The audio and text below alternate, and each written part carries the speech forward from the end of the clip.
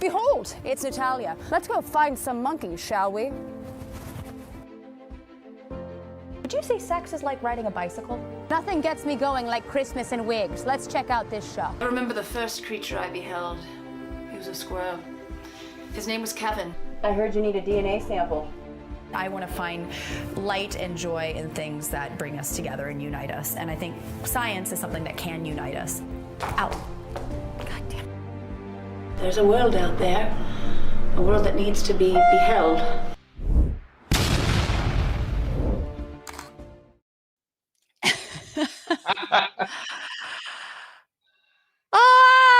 Welcome back, everybody. Welcome back. Happy Pride. Happy what the hell is going on in this city and this nation. It's Natalia Reagan, and welcome to another episode of Survival of the Filthiest. I'm a biological anthropologist and comedian, and I started this show because, honestly, what the fuck is going on in this country? Honestly, seriously. Woo, we've got a war on science, on engineers, the vax, paperbacks, teachers, creatures, women, and all things gay. I mean, there was a guy that was saying that you can't even say gay because apparently that's going to turn you gay. I don't think that's how gay works. But I think the best way to resist is to have scientists, educators, activists come on and talk about what they know and create some really good trouble to move this country forward rather than 1,253 steps back. So here's a quick reminder to please like, subscribe, and put your questions into the chat because the more the merrier. And if you really want to support this illustrious production, please consider joining my Patreon. You'll get lots of love, in a consensual and a moderate way. But I want to just start off because usually I go into a PowerPoint presenting our amazing guests because I am so excited about talking to JasonJourneyMan. But I want to address what's going on here in my city of Los Angeles. Many of you might know this, but I am from LA, born and bred here in Los Angeles. Four of my great grandparents are buried literally a mile from my house at Forest Lawn Cemetery. That is how long we've been here. However, we are living on stolen land. Before there were my great grandparents, there were the Tongva, the Chumash, the Tataviam.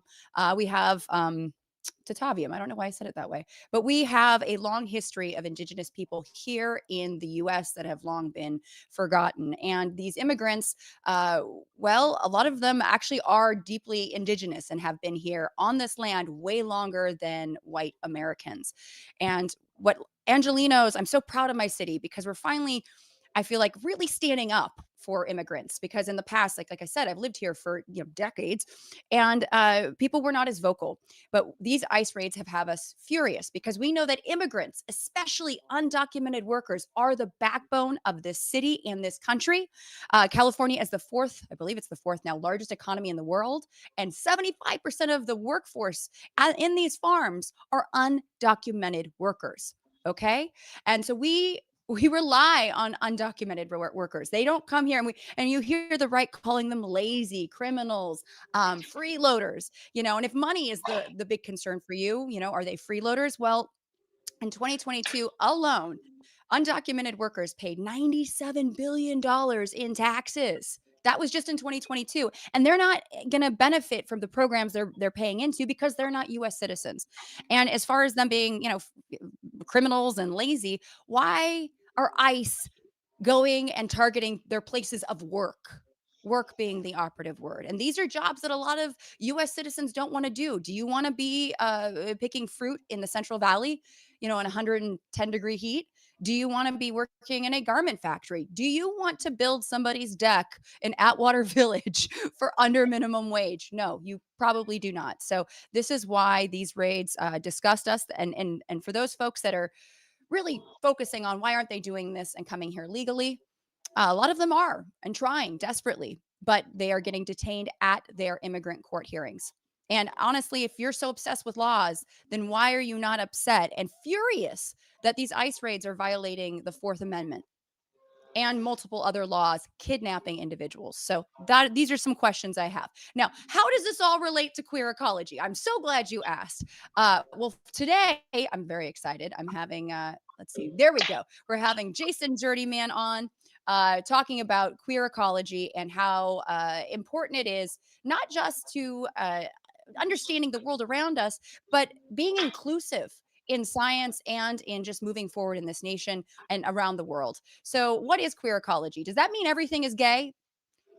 I wish, quite honestly, but it is similar in the fact that we're kind of throwing out this whole idea of this heteronormative way of thinking about the world, putting things in these very strict binary boxes. We had Augustine Fuentes on a few weeks ago talking about how sex is a spectrum. Well, it applies to everything, including plants. But queer ecology is basically a field. I'm going to kind of read this because I want to get everything right. But it combines queer theory, ecological thought, and critical science studies to challenge traditional heteronormative views of the natural world and how humans interact with it.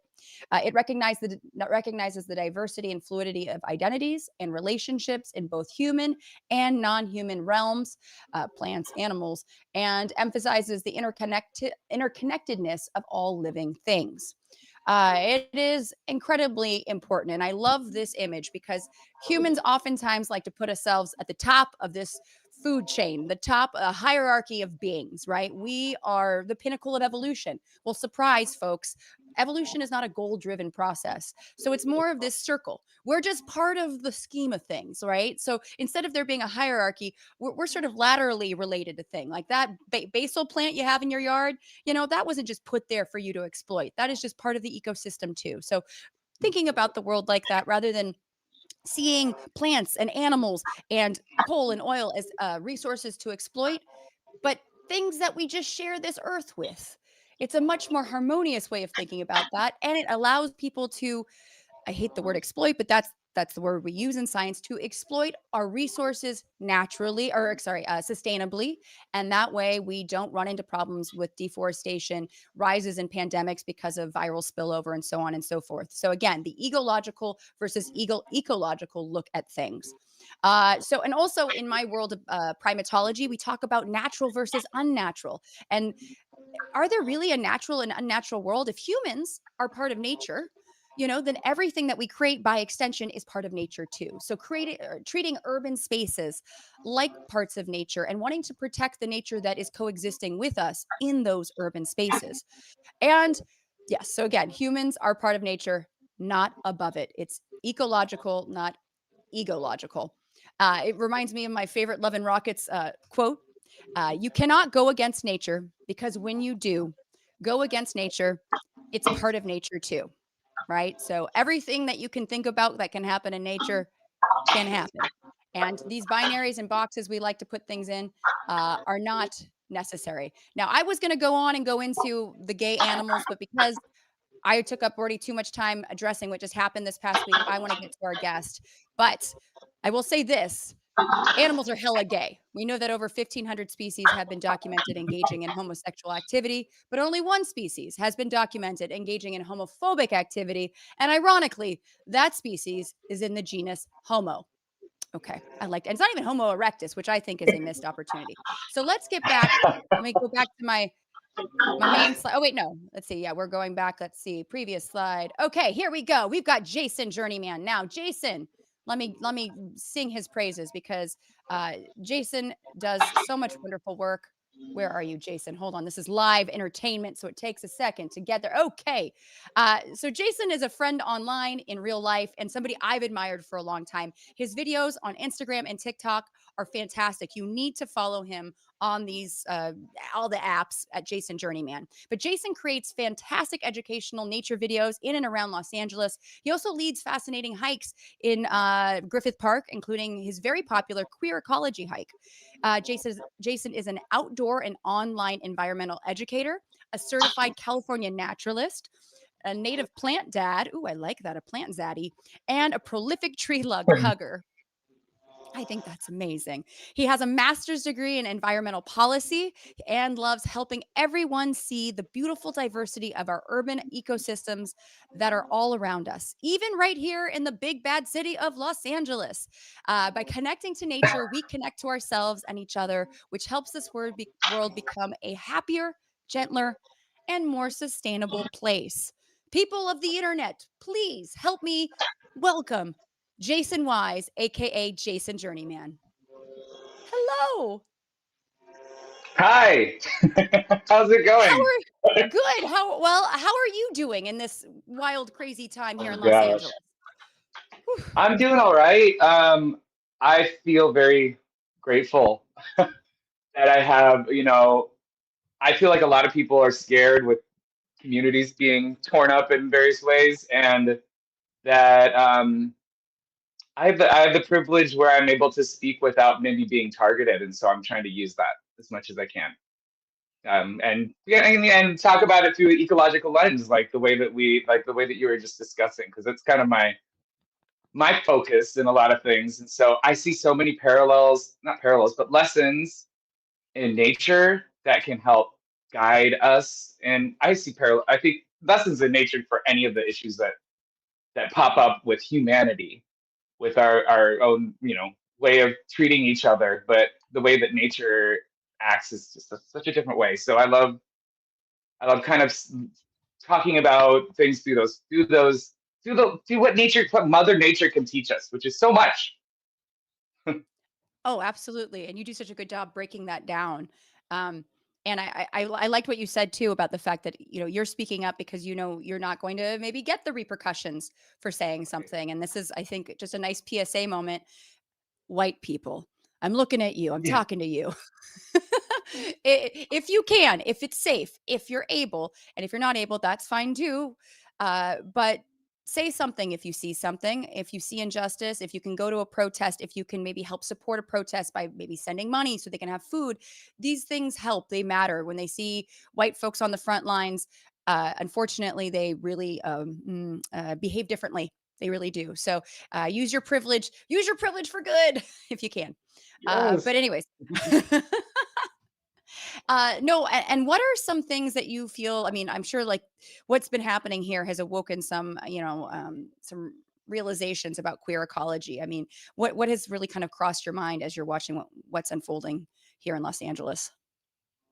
Well, I think the main thing that I always think about with this, and it's something that I talk about on my queer ecology hike, is just the vital importance of diversity in nature. And I know you have it, survival of the filthiest. I love that, because it just kind of gets into all the diverse ways in which um, the natural world gets along to survive, which don't necessarily fit into the sort of cultural expectations, especially kind of conservative cultural expectations of Western culture, I would say, of our society here.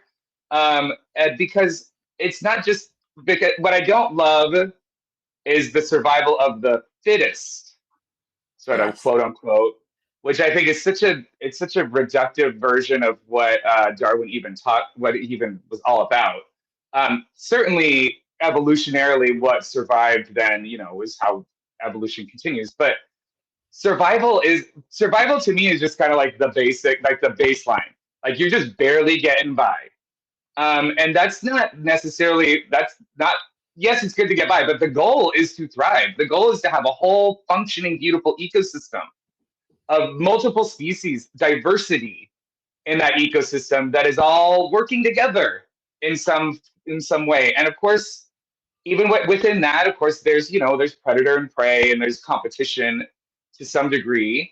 But that's actually more about keeping the balance of that ecosystem, because you need that whole every single aspect of it.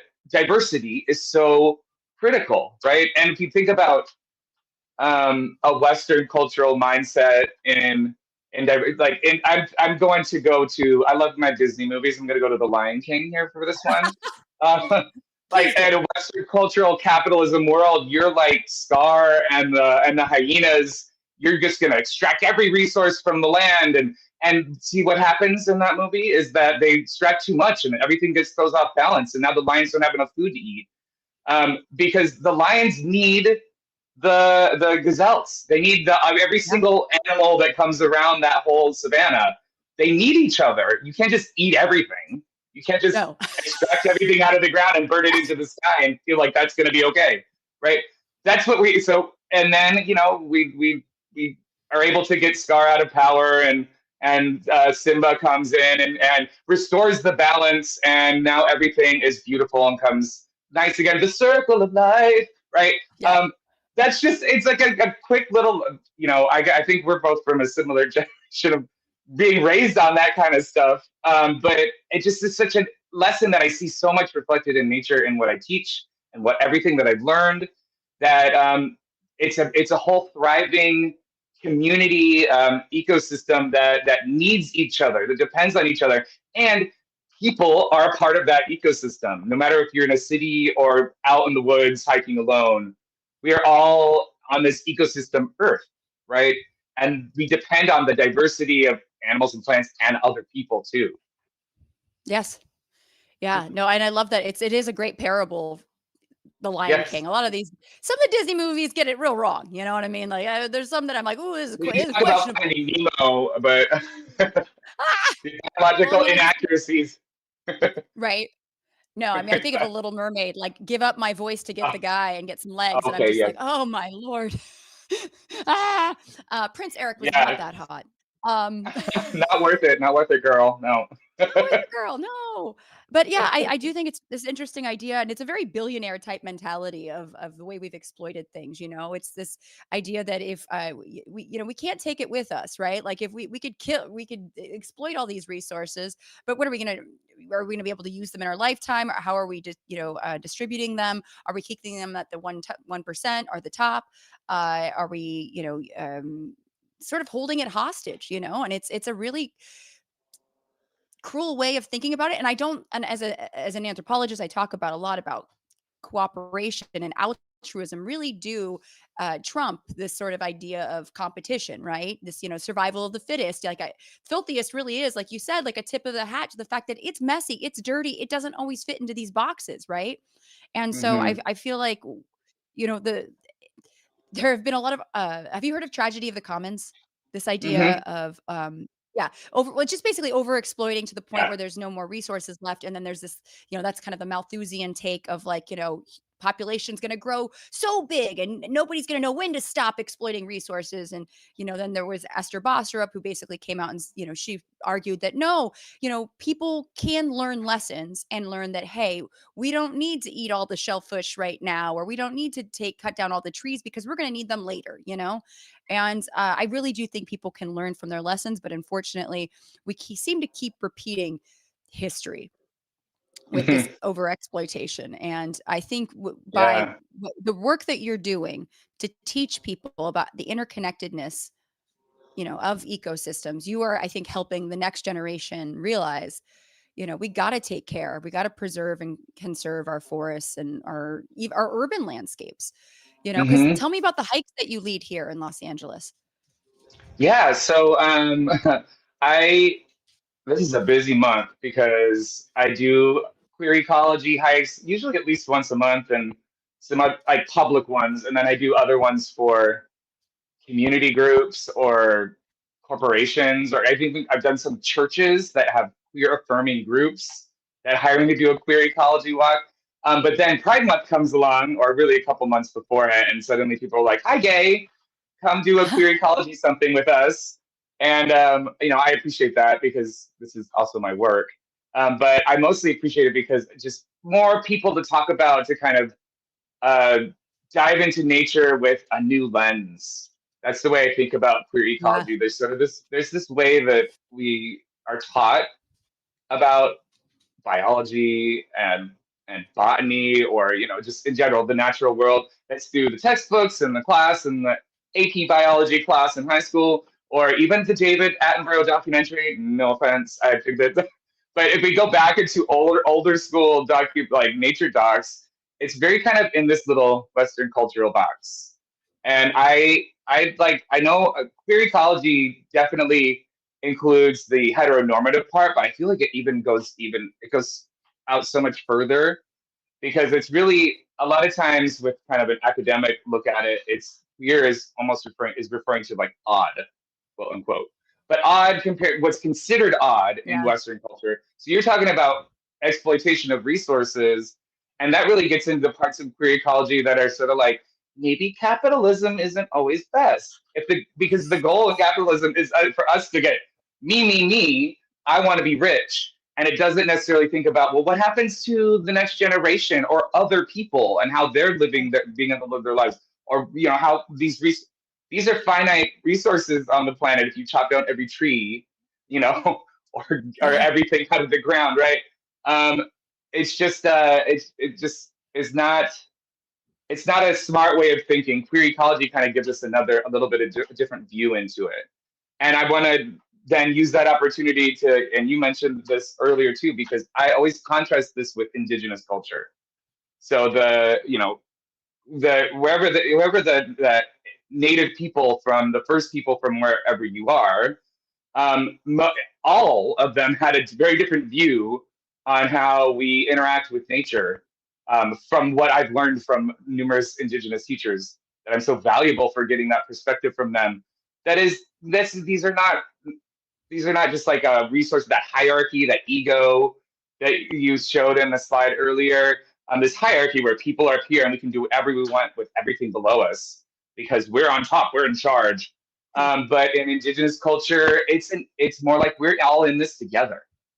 That's why they refer to trees and wild animals as relatives, right? Because a tree could be, it's a resource. It's lumber in our Western culture, but indigenous culture, it could be a resource too, because you're getting things that you need from it, but also you depend on that tree. So that you have a reciprocal relationship with that tree. You get just the resources, only the resources you need, and then you take care of that tree so that it can continue giving you oxygen to breathe, right? Or whatever it may be, medicine or materials for building some. You're not clear cutting a forest and then planting a monoculture of babies that won't even be as big as the other ones were for hundreds of years and thinking that's somehow going to balance it out. That's not how it works. I think we can learn a lot from indigenous teachers in this regard, just on the capitalism sense. But you asked me about my hikes. No, but this is great. This is the stuff we talk about sometimes, though. Yes. On my queer ecology hike, at least. I watched a video where you kind of give your intro to queer ecology in your hike. I don't know if you would want to do like a paraphrasing of that, because I feel like I tried to do a little, what is queer? You cover it so beautifully. So if you want to, give us a taste. That's basically the talking about this sort of the Western culture versus indigenous culture. And it's has to do with capitalism too. It also has to do with sexism. Because in Western culture is a very patriarchal society. I think we can all acknowledge that in various horrible sexist ways. But there are so many animal species out there that are matriarchal. Going back to the Lion King, right? Lions are very much matriarchal society with the females. You can speak even more to that with the animal world. But I like to use an example of birds. In your intro, you had a peacock. Peacocks are a great example of that because everyone knows what a peacock looks. They're extravagant and flamboyant. And I think before when I was just working in the office advocacy, environmental, kind of political advocacy world I used to do before I became a naturalist and changed my career into this world. We need to know about that too. Okay, we'll get into that. I don't think that I realized that I didn't know about a peahen. Just like peacock was the name of this bird species, and I think that I'm maybe some people will come for me for that, but I think that I'm not alone. That so the peacock is just the male, and the peahen is like small and smaller and beige. And I'll talk about this, and I love especially with children. I don't do a queer ecology walk with kids. I've done it with teenagers that are from an LGBTQ youth camp. But when I teach little kids, I don't dive into all this so much, but I love this one because we can just be on a walk at the LA River and we're seeing the mallard ducks too. It's a similar thing where the male as the green head is more colorful and they're often squawking away. Peacocks the same way too. So why is it that the males are more colorful? And why is the female more subdued? in her look, and we can look at it because there's the sort of protection. This is the survival kind of or thriving idea where she needs to blend into the nest and protect the nest, and the male is going to be loud and flamboyant to distract from the nest, to be like, hey predator, hey fox who's going for those eggs, look over here, nothing to see over there, look at me, like I don't know. So in that organization though, then the female is with that flamboyant, as she's choosing her mate, who she's going to set up that nest with, she's choosing. She's like, you're not quite loud and colorful enough for me. I'm going to look for someone even more performative, even more. I need a peacock that's even more drag, right? Exactly. Right? They are the original drag icons. Exactly. Right. But just in that sort of structure, like she doesn't need to do all those things. She doesn't need to dress up or do all the things. No, she's in charge, and you need to prove to me that you're worthy of being my mate for this mating season, or maybe into the future, depending on the species, right? But like just that little, the little twist on, and talking about that in a way with using the mallard ducks at the river with kids, and I see these like sixth graders, and one of the girls are just like, yes, that's right. We are in charge. So, just to kind of flip the script with that, with so many of those expectations that are just in media, in the culture, and we get to see that nature is showing us it doesn't have to be that way. This is a human construct, patriarchy. Absolutely. Right? Oh yeah, it is very much. I mean, I teach and I tell people that agriculture, the Neolithic revolution ruined everything. The whole idea of putting down roots and having to have, all of a sudden now women are property, you get married, you have kids to, have a farm and maybe get a few wives and this and that.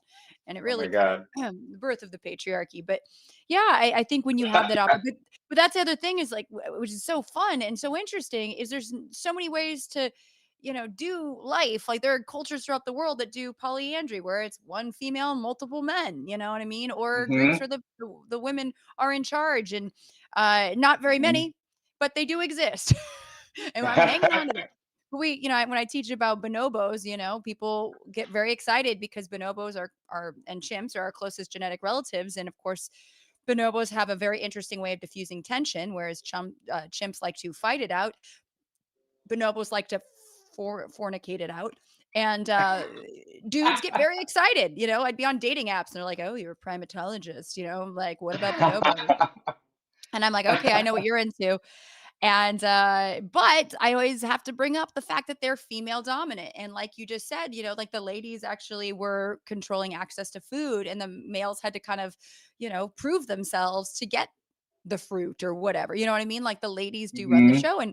And but also like I think it's interesting and kind of back to queer ecology, this sort of heteronormative way of thinking about things, even like matriarch and patriarch, or like, dominance, or even like who runs the show is, it's like, it's really presumptuous of humans to kind of foist these terms, these very reductive, antiquated, and, steeped in colonialism terms onto these animals. Like, it's like, you don't know me, you don't know, you don't know what I'm really Right. doing. And so it's also, I think, even more Uh-huh. interesting than sometimes we give it credit for, because I wish I could hear them talk, think, Yeah. communicate. I think there's so much. There's definitely. I kind of love that about going back to the work, the career change, but working in Yes. nature. And when I just started learning about nature, and then it just became that I was just learning all these fun facts that I loved, and went back to school and took more classes, and I was talking about them with friends.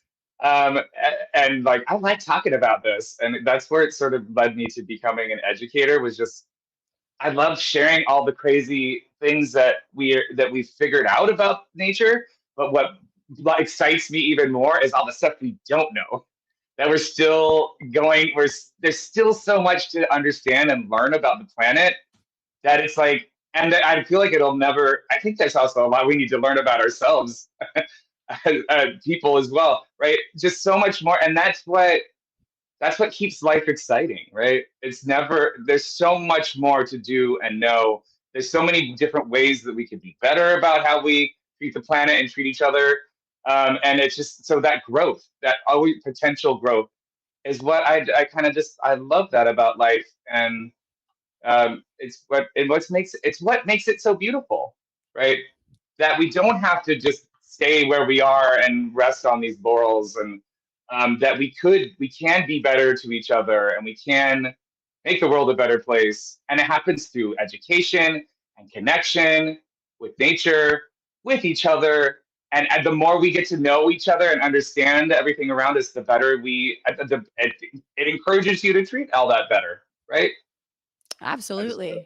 I kind of related to that. I don't, I use the term, I use JasonJourneyMan. That kind of came from when I first quit my job and went on a big solo road trip to nature to kind of reconnect to the nature of my childhood that I'd kind of given up to move. I thought I gave up to move to the city. So it came from that kind of really on the nose. Someone just commented on a post like, "You are Jason the Journeyman." I'm like, that kind of rolls off the tongue. But That's great. I love it. I love it now, kind of more as an idea and a metaphor, because a journeyman in your sort of trade world, like you're like you're an apprentice and a journeyman, and then maybe some kind of professional, I don't know, a blacksmith or a haberdasher. I don't know. You're like a learning cobbler. Points for those that old word. school kind of those old school kind of terms. But the journeyman is sort of like not the apprentice or the newbie, but not quite the expert. And I kind of, just like what I was saying, I almost don't believe in experts as a thing, because you can know lots of stuff about everything, and that's amazing. And I want to learn from you, please. But also, you could wake up the next morning and there's a new discovery that completely changes your field of study.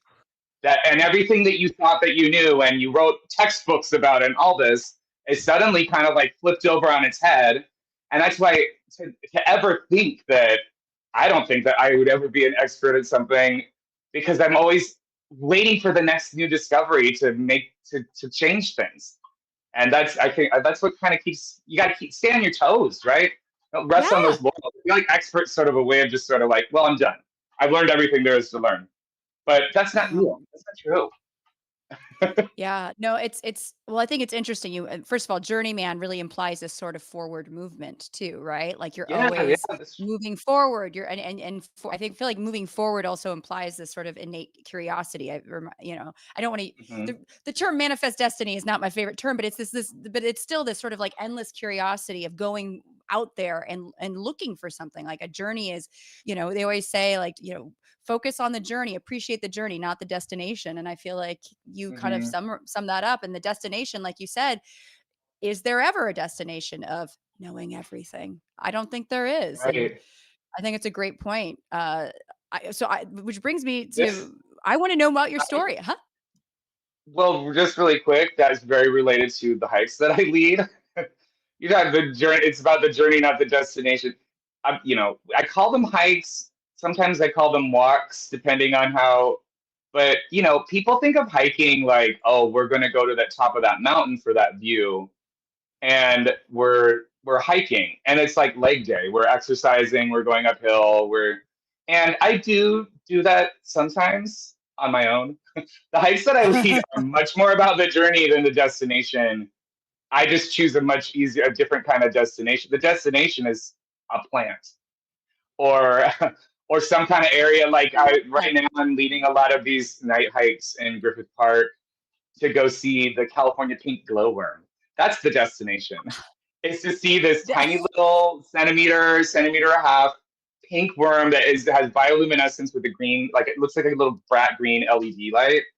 And I just like, that's the destination. We're not hiking uphill. Other people groups are hiking by like, like that, and I'm like, bye. I'm stopping the group to be like, oh my god, look at this. Here's a toad. Or my god, this plant is blooming right now at night. Like, or whatever. We're stopping. That's the journey, not the destination. And half the time, even on my own, when I have a goal to get to that mountain peak, I usually choose pretty short hikes, even if I'm going to do that. But it's like sometimes it's like, well, sunset is coming soon, and I've stopped to look at too many things to admire Yes. that insect or listen to that bird, or whatever it may be. And I'm like, well, got to turn back. Oh, well, I don't care. It's not about that. It's not about peak bagging, as they call it for me. It's about all the beautiful things you see along the way. And that's not just for a hike. That's for life I too, right? oh, Yeah. I 1000% agree. I think fun to go on hikes with, but I also know that I stop so much. And you and I went hiking and we We did that. stopped. Yeah. Yeah. We stopped, I think 30 or 40 times, and it was so fun because you taught me a ton. Anybody who's watching who lives in the Los Angeles area or is coming to LA, or maybe you should take this on tour, Jason. Get a hike with Jason. Go on the journey. Go on the journey because it is so worth Yes. it. And you're going to learn so much, but not just learn, as I think I mean, and like you said, it's kind of a new way of thinking, right? Which is such a gift because I think it's such a magical way of thinking too. I mean, I use the term magic and it does sound sort of fantastic and stuff, but it reminds me of like, so, science versus religion, which it doesn't need to be a versus, but this idea of science is hard facts and it's, there's no room for, being wowed and razzled and dazzled and religion is like the angels and this and miracles, and it's like there are so many cool quote unquote miracles in science, just like a glow worm with green, like a like a little glow Yeah. stick, a miniature worm glow stick in Los Angeles. That is a miracle to me. That is amazing, right? And so cool. Yeah. And being able to, stop and, not just smell the roses, but say hi to the different flora and fauna that you see on the journey. Hmm. Yeah. Well, this ties into various things we've talked about, but like the fact that there's so much we don't know means there's like the facts. Like I feel like there's a spirituality to nature just in that interconnectedness that we were talking about earlier. And there's so much that we don't know about what they're doing. Going back to going back to queer ecology, it's making me think of trans plants that are plants that can be trans. So we Tell have, me more. we'll go into some botany here because you mentioned I'm plant daddy. That's my that's where I kind of started diving into things. So there are the 5% of flowering plants that do heterosexual reproduction. So that's separate pollen making and pollen receiving plants, or your male and female plants on separate plants, right? But there are many of those plants have the ability to change how they're reproducing. So it kind of gets into what some might call anthropomorphism here. But like if you have a bunch of plants they're all making pollen, they're all male, um, and then one of them decides, or or maybe as a collective they realize, hey, we're not able to reproduce here, and so one of them volunteers, or somehow one or a couple of them will change and become female pollen receiving. And there's so much there. I mean, there might be releasing you know hormones, different things into the air. There's the whole, now just being discussed and discovered, the mycelium networks underground that are helping to maybe share resources or to communicate between plants. But just how plants even have the ability to sort of no, no. I struggle here because I know that some people in botanical worlds are really like anti that, like because they don't have a frontal cortex or whatever, a plant. But it is processing information and it is communicating, and the fact that they're even able to change how they reproduce, just biologically start making a different kind of flower, that says there's so much more that we don't know. And so because of that, I mean, to me, that gets into sort of like, there's the connectedness of things and the spirituality that can be around that. That doesn't science and religion is kind of the organized spirituality, I guess, but science and spirituality are not incompatible. That I think that Yeah. there can be very much a connection between the two, and maybe it's just because we don't have the ability to understand how they're doing that or see how they're or smell or feel or whatever it is because of our limited uh, senses that we have. But maybe in the future we will evolve to a way where we'll be able to communicate with them better, or maybe technology will figure out a way to understand this better, or research.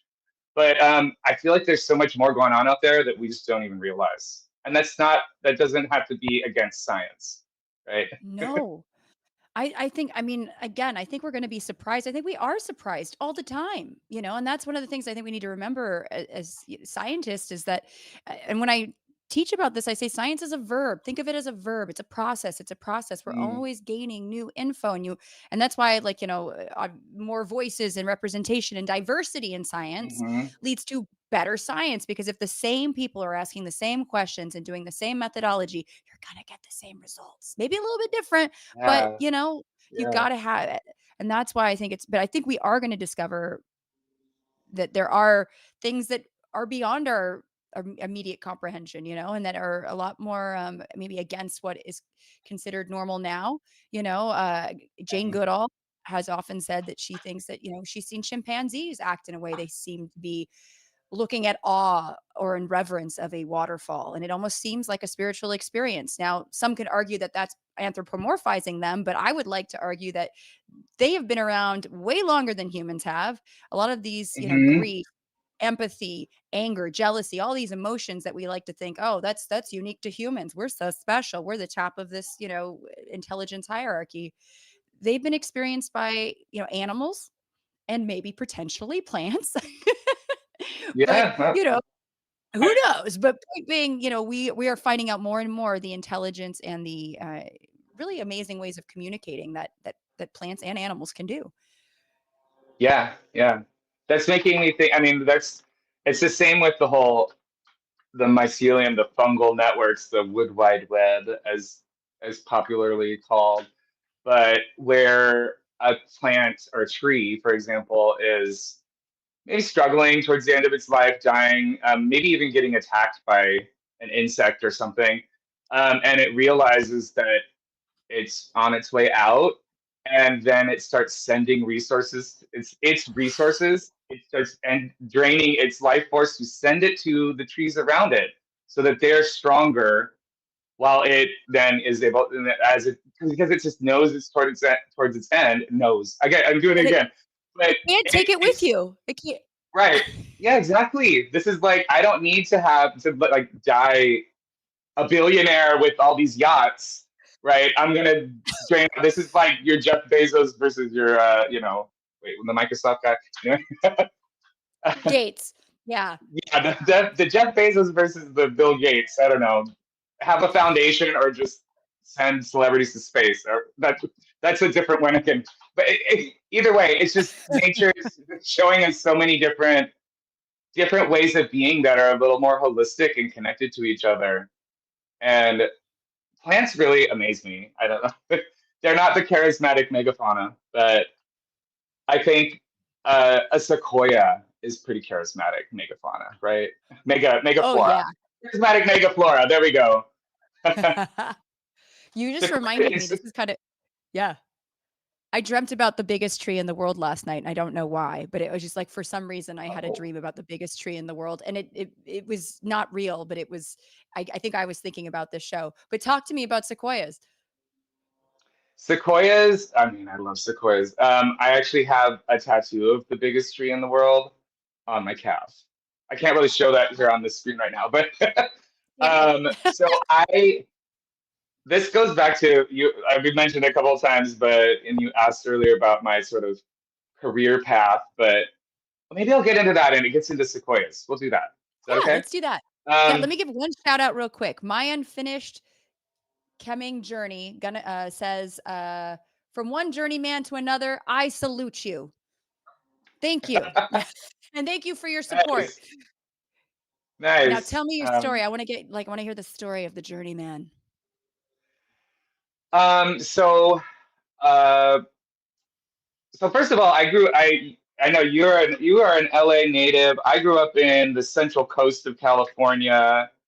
And my family both used to live in Southern California. My mom grew up in Orange County, but we used to come, we had lots of family down here, would come here all the time, but I grew up in a smaller town, kind of conservative, in a kind of, we're talking religion here, and kind of a religious world where it wasn't okay to be gay. And so then when I kind of realized around 11 years old that I was gay, that was a struggle. But then maybe a couple of years later, I realized, oh, well, I just need to leave this place. I need to move to the city. But also growing up, I went camping a lot. That was one of the main type of vacations we could afford, which was camping. Going out to a campground, a tent and a stove is cheap. So we would be out in nature a lot. And I played outside and I would garden with my mom. And my dad was like kind of the scout leader in our church nature camping group. So I had a nature foundation, but then, I'm coming out. I got to move to the city to find community. I moved to LA for college, and was really then felt like I disconnected from nature by just, I don't know, doing city things, right? Hanging out, going on dates, sitting in traffic, getting a job. I got my undergrad at UCLA in political science, and then my master's at USC, which is, I know, very complicated in the LA world. But my master's at USC in public policy with an environmental policy focus. And then I was working in government advocacy. So I would talk to politicians and maybe commissioners of different funding areas to get them to do the right thing to help the community. And then that's a lot of that is sort of like banging your head against the wall, because you get this excuse from them a lot of times, like, well, I agree, but I can't because this, and this, or the other side is doing this, or whatever it may be. What I really loved about that job was going out into the community and educating them on issues that would affect them, like community organizing. I loved doing that, but I started to reconnect to nature just from being stressed out in the city world. And I initially did a half marathon trail run, and which was a fundraiser for the organization I was working with at the time, which was AIDS Project Los Angeles. So I was working on kind of healthcare policy and housing and food insecurity kind of issues there. But I was like, I need to challenge myself. I need to shake things up. So I did trail running. And that was amazing, an amazing experience to just sort of challenge myself. But I was like outside, and I was realizing, look at all these trails right outside the city, all surrounding the city, surrounded by nature. And I've been all over here, like, city, cement, whatever. I don't know. So I went back to all those trails I had ran on, and I was like, I'm going to walk and I'm going to look around. And that's when I started the process of slowing down. And eventually I was so into it that I saved up money and convinced my partner to help support me. Thank you, John, to be able to quit my job and try and figure out how to work in nature. And so I did that, and I did volunteer work, and one of the get into sequoias here in a second. I volunteered in Yosemite, and I was camping there for a month, and I was stationed. This is with the Yosemite Conservancy. I was working with the rangers there in one of the entrances, and then I would do that in the morning during the peak, all the visitors coming in, and then I would go be stationed at a sequoia grove.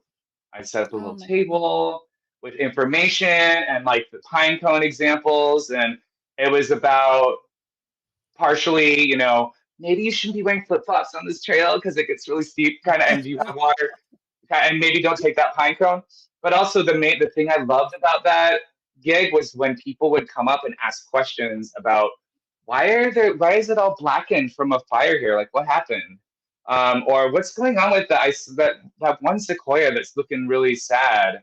And I would be able to, or what's this bird that's screaming right now? Like, just to talk about the different ecosystems, and to talk about the importance of fire in ecosystems and how sequoias need fire to reproduce. Like, they won't even, they don't release the seeds until the ground is ready for it.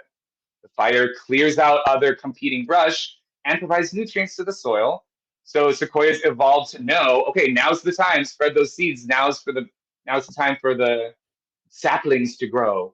And then also, why are certain things seemingly off balance? And I get a chance to talk about climate change, and to just kind of to educate. And that's where it turned for me beyond just the talking with friends. And I like talking about it.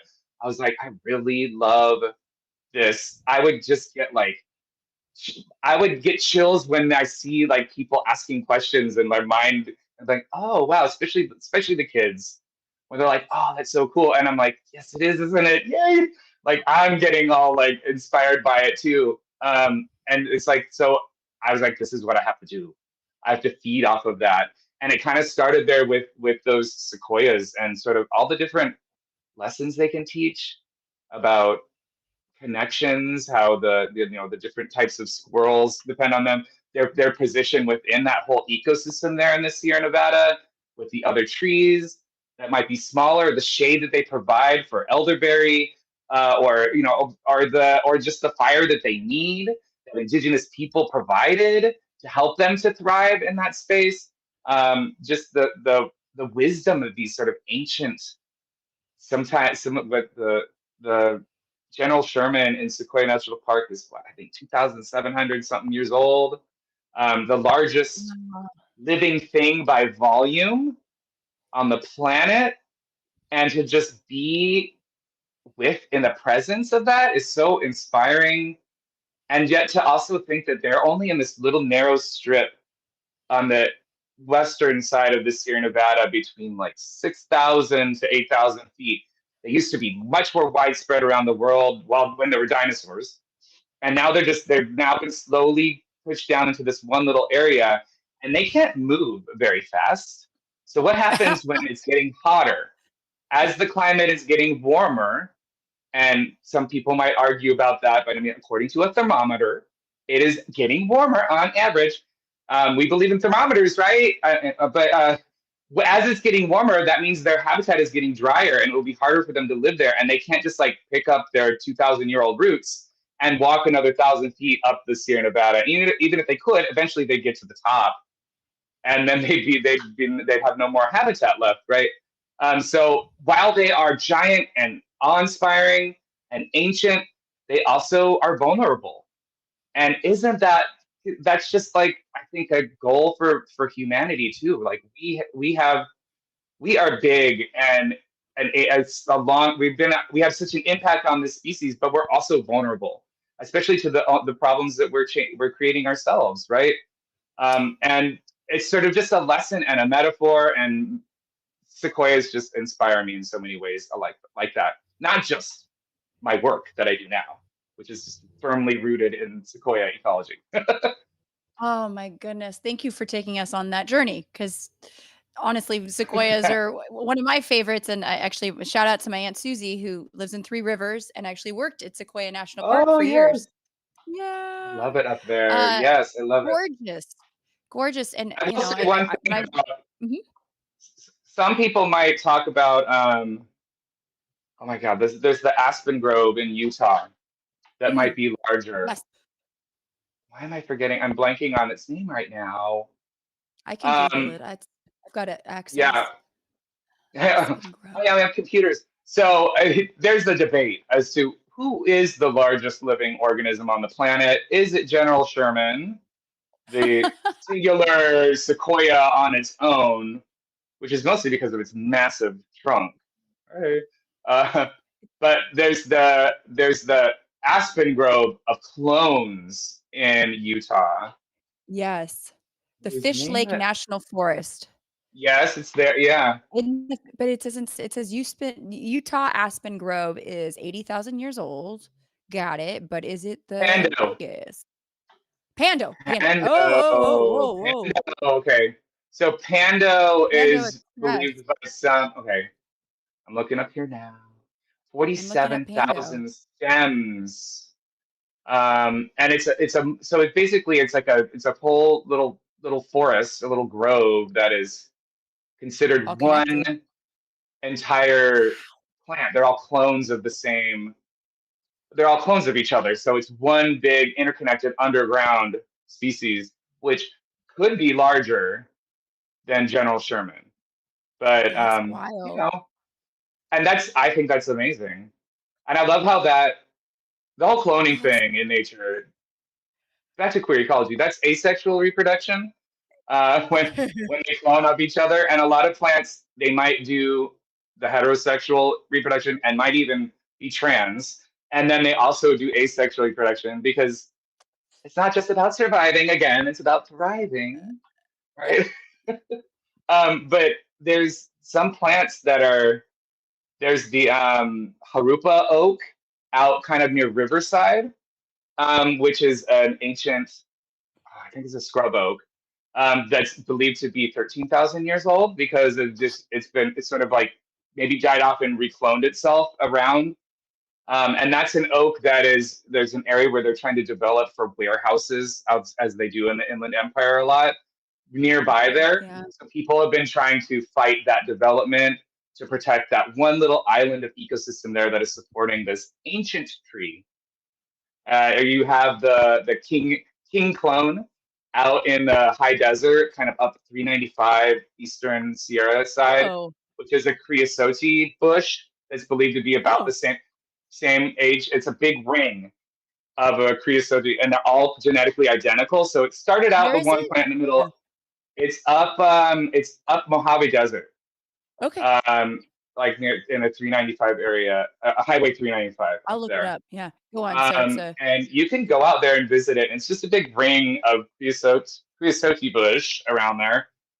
But started out the middle, and then like it sort of clones out, and the old one dies, keeps cloning, and turns into this large ring of genetically identical, 13 to 14,000 years old, basically kind of since like the last ice age ish.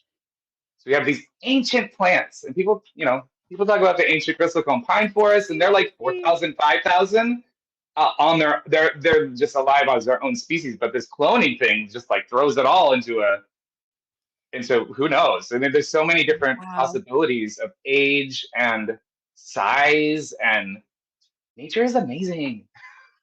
It really, I mean, I'm just thinking of like all the things they have witnessed, I mean, Uh-huh. I want to be a fly on their wall, just, just them sitting there. I imagine them smoking non-existent cigarettes, just being like, oh God, that Neolithic revolution, that was a piece of shit, like just sitting there. Oh, the ice age. I remember those days. Remember that mammoth, Steve? He was a real schmuck, like just going on and on about because they lived Back during in a my day. time back in my exactly. Oh my God. Wow. Yeah, that is bonkers to think about, and Blows my mind, yeah. yeah, and I don't know. I think the gap here, because I try to understand, like, I'm working in conservation. I worked in Panama studying a spider monkey, but the big threat was deforestation. And like you mentioned, with the things that we're doing to alter the world to suit our needs or our wants are ultimately hurting ourselves, right? Like deforestation to cut Hmm. down trees, raise cattle, and yeah, it's you get that immediate gratification of that steak, but then you have wind disturbance, you have a desertification. All of a sudden, your land becomes a desert. You can't raise cattle on a desert, or you have viral spillover where you're getting diseases Hmm. transmitted because you've got wild animals that are close to livestock that you're eating, and so on and so forth. So, but I think what you're doing is providing the education that will allow hopefully the next generation to think about these things and be like, wait a minute, is there a way we can do this that everybody benefits, everything benefits, and looks at a sequoia like they look at their mom? Like Yes. this is a living creature who's been around for 2,000 years, like ah, Yeah. Yeah, it's I think that there's so much to be inspired by out there, and that's I think one of the goals of what I try to do, especially with the in-person hikes. And it's harder to do that with a social media video, but I think there's an aspect to that as well. But it's to connect people more to nature, because once you're connected to it, once you like something, once you understand something better, then you want to protect it, right? You yeah, protect what you love. And I think that's so it's just so like I see that with the people that I hike with. And I try to drive that message home always at the end before I give out my stickers that say hope is a survival strategy. They talk about like this may have just seemed like a fun event to me. And I think hopefully to all of you, it's about fostering like a better future for this planet and for each other, for all of us. Because that's the ultimate goal for me. Like that's, I love all these things about nature. I love all the crazy ways that plants do things. I love all the beautiful diversity in the animal world too, and I want to make sure that that's around for. I don't want to be teaching about something that is gone by the time I'm gone. That like it becomes this sort of back in my day kind of. Yeah, I don't want that exactly. to be Yeah. the thing, right? I want them to be around. I want to protect these things. So I will teach about it. I'll lead hikes to kind of get people to like get real dive right into it. And I'm going to make videos about trying to convince everyone, trying to make those connections too digitally as much as possible. And then also, I still use my political public policy background because then it's like, and here's how you should call. Here's the petition to sign. Here's what we can do ourselves to help make nature and to protect the world around us at all levels because that's the goal. That's the real work right there. It's cute to look Absolutely. at it, but we need to be protecting it. I will say this, I, had a lot of people who messaged me saying how excited they were that you were going to be on this, that were like, "I love his videos." So you Hi, were really people. even hi, yes, yeah, hi, people. But no, but I know it's tough sometimes to get all that information or get that sort of, you know, translate what you see in nature online, but I feel like you're doing an excellent Yeah, it's job, hard. you know? Yeah, and it is It's hard. addictive. You Like, have I such a feel like limited. No, I, I was just gonna say it's such a limited bandwidth that people have on social media, especially nowadays when there's so much going on politically and horrible things going on that is like rightfully to take for your attention, but just like negativity and it's just easier like to doom scroll and there's just so much bombarding us right now. Um, so to get a little message in there is difficult, but I try, and that's why I prefer. I love being able to communicate in any way and to teach people, and I love that on social media. Sometimes I've had the opportunity to teach 2 million people about something, which yeah. is amazing. You can't do that in person unless you're, I guess, like Madonna or Lady Gaga on the beach in Rio. But other, but like That's next with for you. right, sure.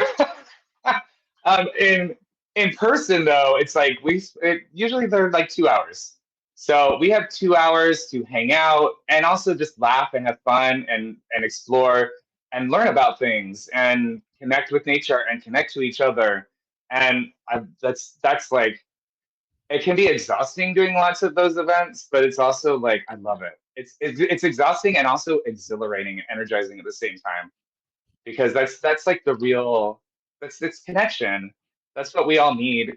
Community. We need it's community. I think it's so important, and community online is important too. But hopefully, we translate it. Everyone should be working on translating it into more togetherness, in person stuff, like your events too. By the way, Oh, well which are well, thank amazing you. and hilarious, and yeah, another way of I entertaining need you in one. an entertaining way of learning about nature and connecting with the world around us and with each other. Well, thank you. Yeah, that's the goal. Like you said, it's trying to find especially some joy. You talked about doom scrolling, Hmm. I know I do that. I'm terrible. I'll sit on that couch with the pug and just sit there and just, and then I go, "What are you doing? Go for a walk. Go outside. Go outside." Like I forget Yeah. outside exists. Do you ever I don't think you do, but because I feel like you're No, I outside a do, lot. Oh, do you forget too? but I'm the same way. Like I'm outside a lot, but also keep in mind that to do these events, there's a lot of Oh, like, oh, I'm responding to emails, I'm setting up the Eventbrite, I'm blah, blah, creating a flyer to whatever, promote it. yeah.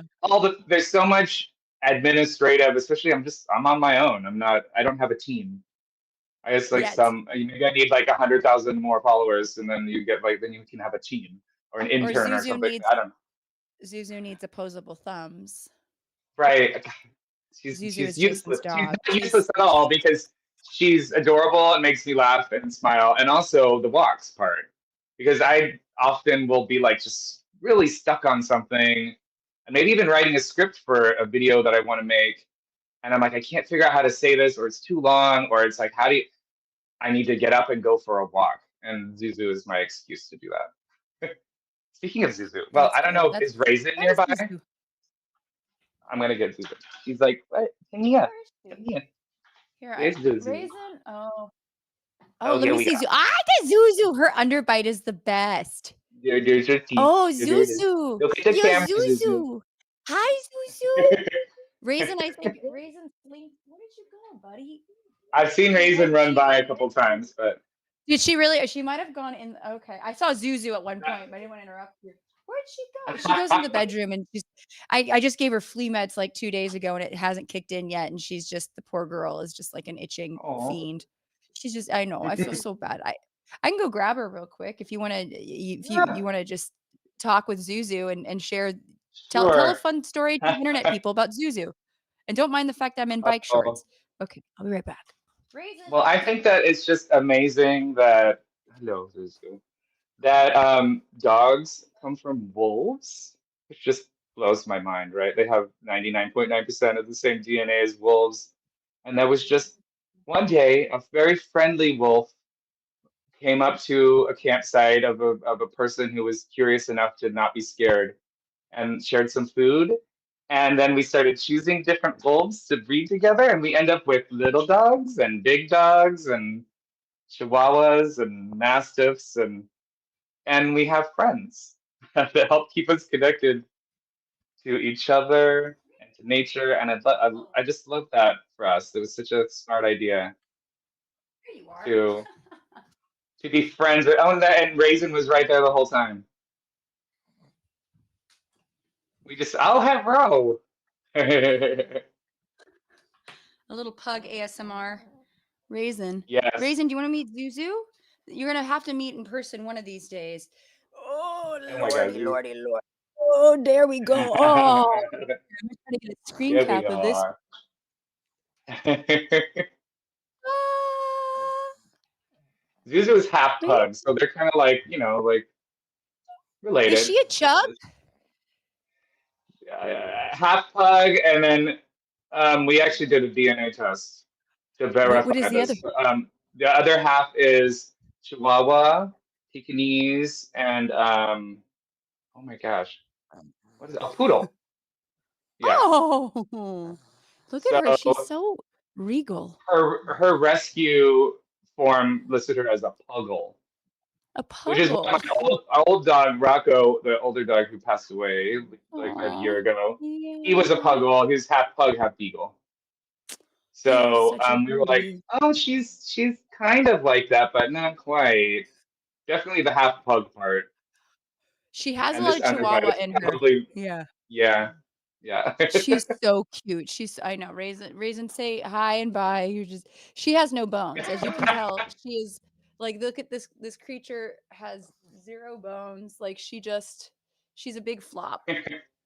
I always have to tell her to activate. Yeah, look at this. Activate Oh my bones. God.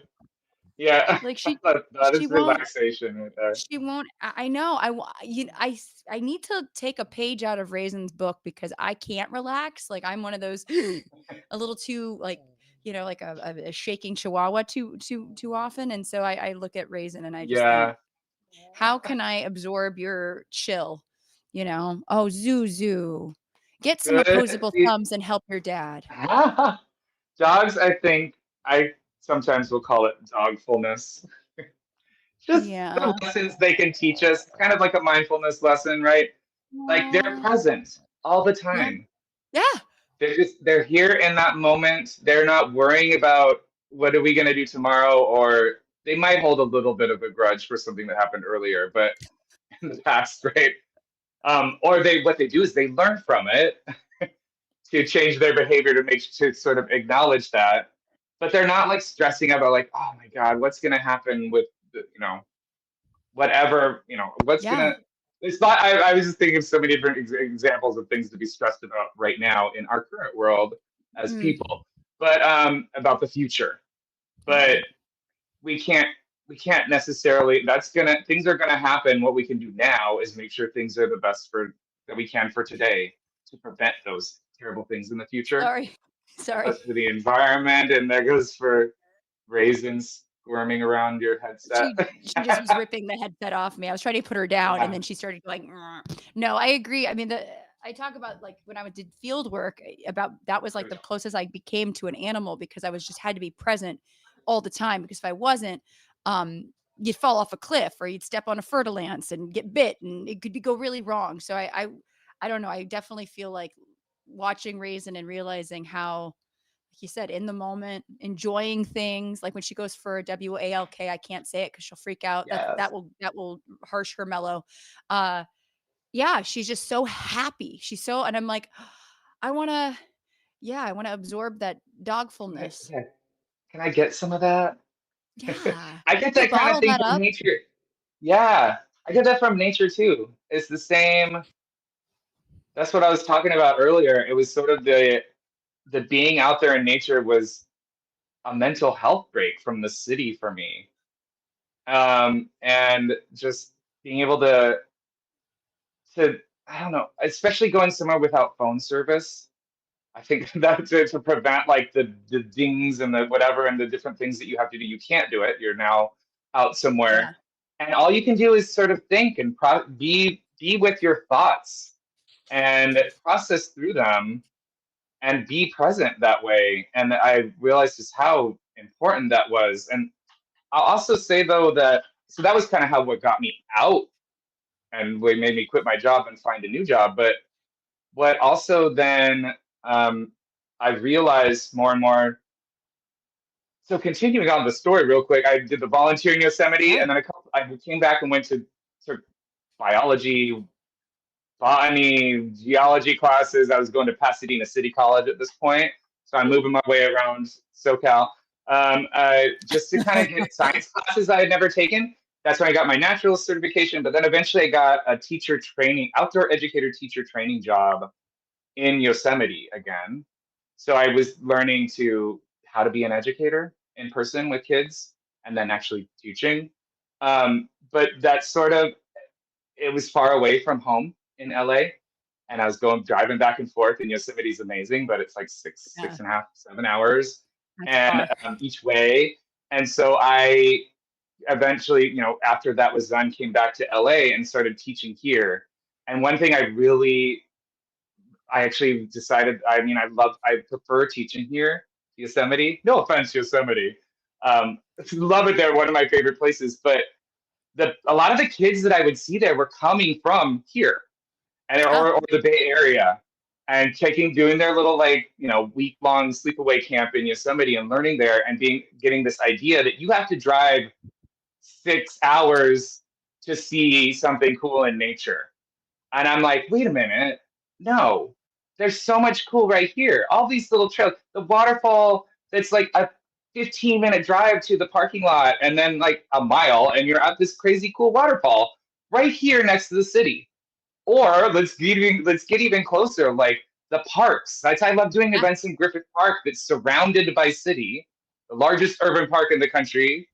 I don't know. There's a park in Portland. Some people debate, even though it's only covered Mm, in 3 sides. That's not urban. yeah. Griffith Park is completely surrounded by city, and it's massive and wild in there. There's so much that the hikes we go and see so many different unique creatures on there, and people live right next to it, and there's parks. Let's get even closer, like the LA River. I love teaching about. Millions of people live next to the LA River, and some parts of it are completely covered in concrete. But other parts have these soft bottom areas where there's a whole ecosystem thriving there still. Or even closer, the pandemic really taught me this, which Mm, was like parks were closed even. And I just started when I'm going on the walking the dogs, let's look at the plants and the birds and whatever the squirrels that are just around in the neighborhood because anywhere. Some parts of LA have more plants than others. Some have more tree canopy than others. That's a whole environmental justice issue. But there's still, even like the little dandelion growing out of the crack of a sidewalk is a little mini ecosystem right there, right?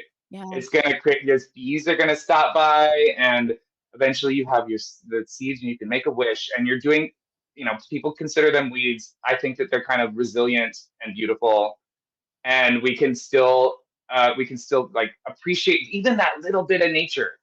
That no matter where we go, there's always some kind of nature with us. And that actually makes me think of right at the beginning. You talked about the natural, and unnatural had the lists.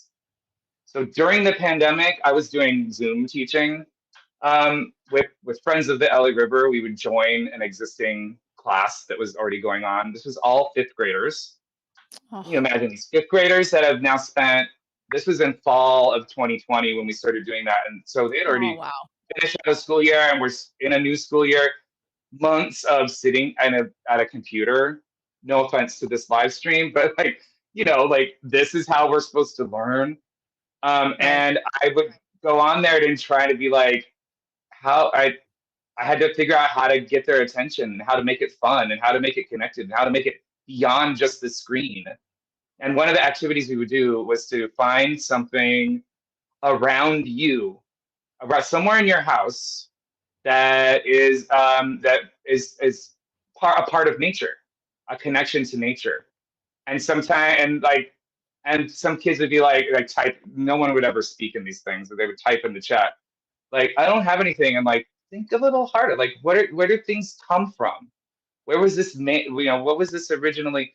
And so they would think for a little bit, and then I'd get the best, most creative things that people then bring to show up on the screen, and they'd be so proud of it. Like, it could even be like, I'm looking over here at my, like, this wooden thing that's holding Yeah. my GWP bill. Wood. It comes from a tree. Or people would actually bring, like a full-on plant. Makes Aw. sense. Or it could just be like a stuffed, this is a bird. Um, or people would grab their pets like we just did. They'd be like, this is my cat, or this is an animal, right? Or when they were really starting to get clever, they would be like, I don't have to get anything because I'm nature. And I'm like, yes, you got it. Like, that's it. Like, we are nature. Everything comes from nature in some way. And like, this is the stuff. Like, I'm like, oh my God. I love it when anybody, and especially kids like that, it just sort of like, it all clicks together, and the sparks. And now suddenly they're not just on the screen listening to someone tell them things that they're supposed to learn somehow, but they're interacting with in their house, and they're thinking about things in new ways. And it's just powerful. Like, we can do that even on a screen. It's better in person, but we can even do that here. And that's why use every medium that we possibly can to connect people to nature, to work on the power that it gives us, the healing, the connection, the joy, and then ultimately like protecting it. Right? It's all part of it. No, I just grabbed something because I did a podcast last night about insects. So technically this Yes. probably is mostly petroleum, but it is my praying mantis helmet. And or where does a petroleum hat. come from? Natalia, where does petroleum come from? Dinosaur bones. No. Yeah. Yeah, dinosaur bones, right? Yeah, I mean, I know that, obviously the way we process things, and there's a whole other levels to that too. But yes, it's representing an insect. Yes, it represents it. And no, but I love that. I used to teach at Lehman College in the Bronx. I started teaching there in person January 2020. January 2020, I started that job, and I was commuting from Red Hook, Brooklyn. That I just moved from the West Village in a high rise in the West, like right near NYU, to this little tiny, like almost, it felt like a French farmhouse, but like a lot dirtier and messier. And there were chickens that lived in my backyard, and a rooster. And it was just such a departure from what I was used to. And it happened in January 2020, unbeknownst to me what was about to occur. And my students were so smart and really concerned about this coronavirus. They kept asking questions. And so I remember, like, we did an emergency emerging disease lecture on February 28th. 2020, and then sadly 2 weeks later on my birthday was March 13th, the day everything closed in New York. That was Mm. my, we didn't meet that day, but I remember I just Yeah. go online and teach, and to, the poor students, a lot of them had never taken an online class. I had already taught online, so I kind of had a leg up, if you will, of how to do that. But I had these pet chickens, Carol and Jeanette, that I would include in my lectures. Just because it's like nothing gets the students going immediately if you're just like, let me whip out my chickens, and I'd hold them like Yeah. two fat boobs, they were just, yeah, but yeah, Yeah. anything, and it gets their attention, but also, trying to, like you said, to engage with them about the world around them. And I have to say, I really was fortunate to have students that I think I don't know, underestimate how interested people are in nature and Mhm. in the world around them. And if you just it takes, I'm sure, and I feel like you probably have heard this in your videos, and I want to ask you about your Scicomm journey too. But people probably, I can only imagine, say, I wish I had a science teacher like you. I have heard that before. Like I Yeah. wish that we had, because I do the field trips, but the main thing that I'm teaching with lately is in an on-campus garden at a middle school. So classes come into the garden and we have a little lesson, and then we also plant some things and we harvest some things, and we usually make a snack. But when I'm talking about that with people, they're almost like, I can't, I wish I had that in middle school or whenever. Like, I didn't have any of those I didn't have a garden, any kind of education about nature other than the biology kind of the class, the science classes, or just the experience of a Mendelian kid genetics. camping and Yeah. being out there. But like, I still didn't know what any of the things were, really making the connection or naming the plants. Or my favorite part about teaching in that garden. So I listen. There's a lesson. I always do a thing at the beginning. We have a little mind map of, first it's talk, where I'm giving you a little lesson. And then we have getting our hands dirty some way. We're planting Ooh. something, we're caring for something, we're tending to the compost, we're moving some wood chips around, whatever it may be. And then we have exploration time. And this is the best time. The kids might say that snack is the best part, but there's the exploration time where it's just like free time, and free time in the garden. So they're Yeah. just like having fun, and they're looking for worms, and they're admiring the monarch butterfly on the milkweed, or all the there's a hawk circling around up here, or they're just kind of connecting, and this is during their breaks and lunch. They're all around the garden, but they're just interacting with each other and doing what middle schoolers do, uh, which is kind of also fun anthropologically for me to observe, like to take myself Yeah. back to those times. But the in the garden, it's sort of like everything gets kind of focused down into this space and this sort of connection to nature that's right there. And then we eat a snack. So how could it go wrong? Oh, that is Yesterday or perfect. Monday was the last day in the garden, and so we did their favorite snack because they've been growing potatoes. So I teach them, like, you can take the little potato piece that's just growing, that little root, the little nub, the eye on it. And if you cut Hmm. a little wedge of that part off and plant it in the ground, it grows the plant. And then you start mounding it with soil as the plant grows. You're kind of covering the plant. And that plant grows roots out into the mound and grows potatoes. So that one little wedge of a potato turns into 20 potatoes, and then they get to dig it up, like find all the potatoes in the soil, and then we make French fries. We make French fries. So they're like, yes, all of this, I yes to love all of that. this. And it's like, here's how plants work, and here's how you tend to plants, and here's the soil, and here's the insects, and here's all the things that connect to it. And it makes French fries. Or I have to Oh cook my them, but God. but nature, French fries come from nature. Yeah. Right? You know? That connecting those dots is important, and I feel like Yeah. you're basically teaching all these future backyard horticulturalists who are just going to be doing Yeah. DIY farming, which I mean is so Silver Lake Atwater Village. You know what I mean? Like Right. a friend Yeah. of mine, her husband has a store called well, I mean, I'm friends with both of them. Rue has a store called King's Roost, which is a really great Uh-huh. DIY farming store where Yeah. you can learn how to, tend to your your crops, your backyard crops, and make bread and make pasta and do all sorts of really cool things with what you have, what you've grown, because I do Yeah. think as things become more terrifying in the world, it's good to know how to grow your own crops. It's nice to know that, like, if, Yeah. the SHIT hit the fan, I can make a potato and some vegetables and, raise Yeah. some chickens. Yes, exactly. I mean, and so keep it starting with them young.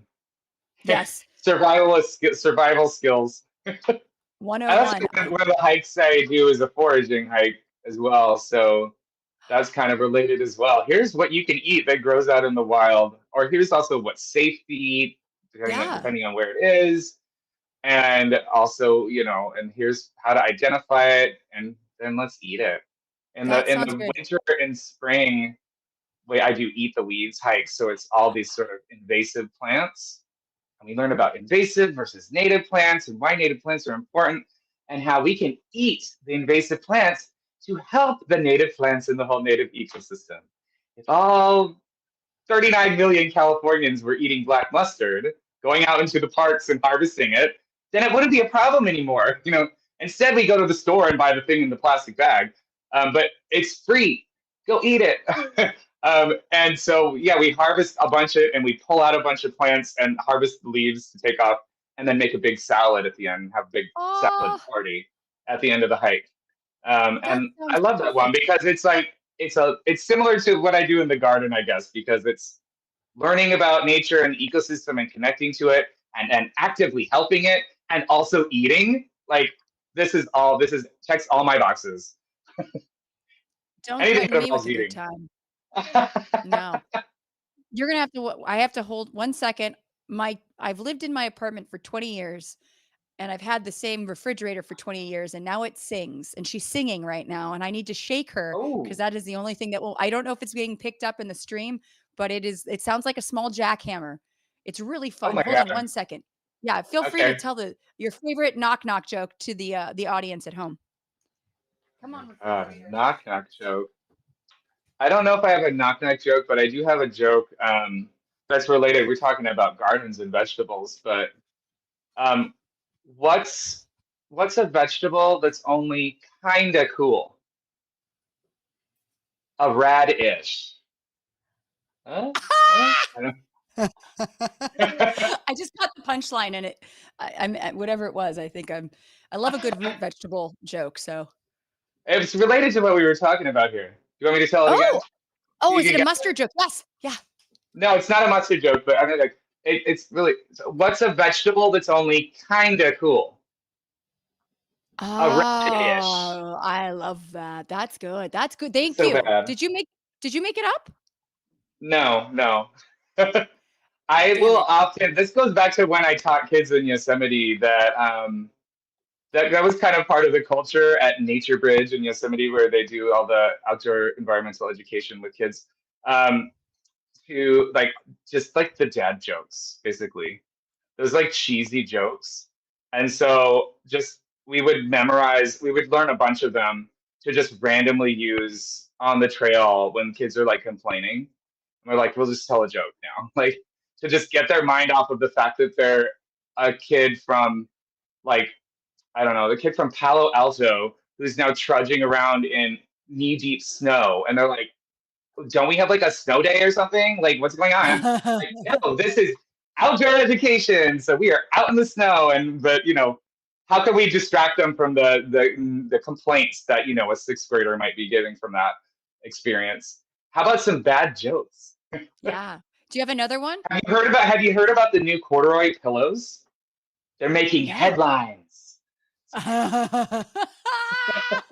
I'm taking notes because sometimes I'll do shows and like there'll be a moment or like a technical difficulty. So I usually like to tell some silly dad jokes, and I feel like mine are getting tired. So I'm gonna the radish one is good. I love a good again beat Yeah, vegetables. Turn up the yeah. heat, turn up the beat. That's it, not the heat. Yeah, that was like I Correct. tried for a little bit, kind of on social media. I would do kind of nature-based dad joke things. That was a little, in social media, you kind of try Yeah, out different things and see what kind of sticks, and those I never have really no did. idea. But Yeah. Well, I want to. They would be nice because they're short. Yeah. Instead, what people seem to want from me on social media is like a full minute and a half, very involved lesson with lots of sources flying on the screen, things that take me hours to create. That's what, and I try to do something just short and kind of like like little and like people are like whatever. It's the long, and that's fine. I get it. You kind of become known for a certain thing, and yeah. No, I hear you. I hit a wall, I guess, like the beginning of last year where I was just cranking them out a lot, and I don't monetize from them, I don't make any money, especially if I do spicy material. And by spicy, it's just animal reproduction. But like, oh, God forbid she talks about a duck dick, and can't make any money. Uh, those duck dongs. Uh, But like, yeah, like you said, those videos with the green screens and the different facts and graphs, and or doing the like making your eyes in the face of the animal, that takes 6 to 8 hours. You know what I mean? And then I realized I yeah, spent a whole damn day and a half making a video. But it's, right. I mean, yeah, yeah. But no, I I enjoy get it. I But enjoy the process in a way, and I like editing, and I kind of think of it like a puzzle. Like uh-huh. each part aspect of it Yeah. is a piece. First of all, you're making the pieces of the puzzle, and then you have to put together the puzzle. Like, what other pieces can I add? And it's sort of like a little challenge, but also, yeah, like a lot of times I don't have time for that. I- I know. I I'm know. It's teaching kids and doing these other events to teach all ages, and just life, tending to my life. own garden, trying to like, my own mental health. I like to do yoga. I need to do like things pertaining to sleep, hang out with friends. Oh, oh, Oh, what's that?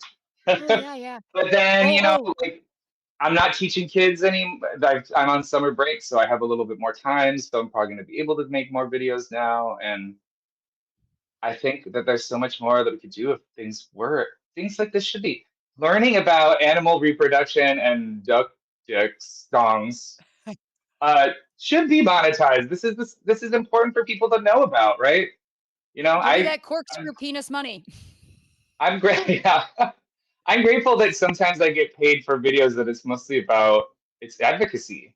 So I Yeah. work with a nonprofit to talk about an issue, an environmental issue, and I so appreciate that I'm able to do that. I don't really do the brand sort of stuff, very Yeah. rarely. And in fact, I've been approached by brands that I'm like, what? No, what are you talking about? I don't want to. I don't know if I should name names here, and but like I mean, a very they're not gonna. popular brand that you'll find at Home Depot that makes a lot of Oh poisons that you yeah. spray around in your yard. And we're like, hey, make a video. They wanted a queer ecology gardening video, and I'm like, I have so many times talked about how bad chemical fertilizers and pesticides and herbicides are for the ecosystem, not just in your own garden, but for washing out into rivers and streams in the ocean. Because I talk a lot about the LA River, right? And I Yeah. talk a lot about the ocean and how everything's connected. I'm like, I've spent so many times talking about that. You cannot, I cannot, I wouldn't personally, morally, ethically talk about your product or promote your product. And the people who follow me would be like, why are you talking about that? That goes against everything you believe in. I'm like, that's right. Yeah. And they're like, well, we have an organic line. And I'm like, I'm glad you have the one part That's of nice. your product line that Yeah. is actually good for the environment, or like okay-ish. But I make my own compost. Thank you. Anyway, but Yeah. that's my fertilizer. But and so that's good that you do that. But the vast majority of what you sell is harmful to nature. So no, bye. And then the fun part is seeing other people take that job. Seeing Oh your posts, I'm like, yeah. okay, we're spilling some tea here. Yeah. But I've Oh turned down a yeah. number of just brand things that are just not ethical that I don't support, and instead I have to kind of put up more events and do more things to try and pay the bills and to somehow pay student loans. But I hear you. I it's worth it to me. I'm not going to do that. I Yeah. have some No, integrity. I understand. You do have integrity. You have lots of integrity. I love that about you. It's Well, true. I yeah. It's tough. No, I mean, I have been reached out to not a ton of brands, but a few. But it was things that I did not, the supplements, things like that, that I don't take and I don't really feel comfortable. And they were offering very little to begin with. And I was like, Yeah. they wanted an explainer video about the science, not saying I took it. And then they sent me a script where I basically had to say, this thing has made my life so much better. And I was like, I'm not going to say any of this. I don't take this, so it's wild. Is that false But advertising? yeah, it's absolutely false advertising, and I Yeah. would feel icky, and it's just not, it's not worth it, right? So, I do want to ask about, your Scicomm journey and like when did you start making videos? The pandemic, actually, that's enough. Mm. So I would have to go back actually here on YouTube, because when I first started making videos, they were the long form, not the landscape Not the mode, quickies. Yeah, full screen, longer. They'd be more like 10 minutes long. got it. And so in sometime probably late 2020, just when all of I teach kids in person, and all that was obviously canceled. And so I didn't have anything to do, but I had just been really spent the last couple of years before that really getting into teaching and the craft of it, and was loving it. And I'm like, I want to keep teaching. I love what I do. I don't just want to like sit around. So I started thinking of videos to make, and I had a friend who knew how to like do editing, video editing, and also had not a lot of work going on. And so he would come over and we would do stuff kind of walking around in the neighborhood of nature in the neighborhood, or eventually when parks reopened, we would go to Griffith Park. And Yeah, so it was just out of I just love the love of teaching and wanting to keep doing it in some way. And so that kind of yeah, started the whole video method. And then at a certain point, I started doing the online teaching, and I think that that's part of the whole process too. So doing the Zoom with kids makes you start to do things to keep their attention. I don't know, like being a little bit like, squirrel. "Hey, what's going on?" I don't know. Yeah, yeah. And that all sort of, and having like fun graphics and stuff, Yeah. just like put up on the screen, and it all that kind of I think informed that as well. And eventually, I started working more again, including in-person stuff, and also continuing to do online.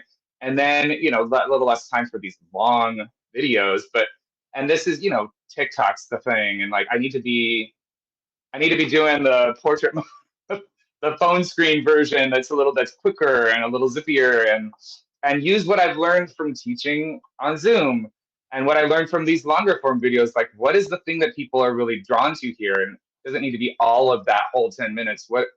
And long form videos are good too. They just take a lot longer to make. And It, they're that's a beast. different kind of audience. And I would like to do that again sometime, but I kind of enjoy, it's a good exercise for me to take what could be a long lesson, or at least a 5 minute speech, and like, what is the real like nitty gritty, the meat of this, that is gonna kind of grab people in to understand this and learn about it and do something about whatever the problem might be, or to connect with it in some way.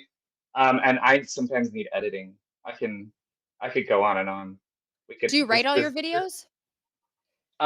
mostly, yeah, Mhm. 99% of them I do a script, because otherwise, when I've done something and I do some things off the cuff. Actually, right before we went live, posted a video that was very off the cuff and was sort of feeling some feels about the current situation in Los Angeles, but also related to the fact that we haven't received any federal aid from the current president for the fires, Yeah. which I've made multiple videos about, because I've made a lot of content about the fires that happened, and the lessons, and the ecology, and the rebound that's coming back. But the fact that, every disaster since 1988, and there's the Stanford Act that came after 3 Mile Island, that for federal assistance to help communities come back. We haven't had any. The only assistance we got was like to owner, like a little bit of reimbursement for things that they lost, people who lost their homes and lost everything, and that came from Biden. before he left Yeah. office. And so I made a video about the fact that it seems like the current president can't seem to find any money or any assistance for us to rebuild safely after the fires.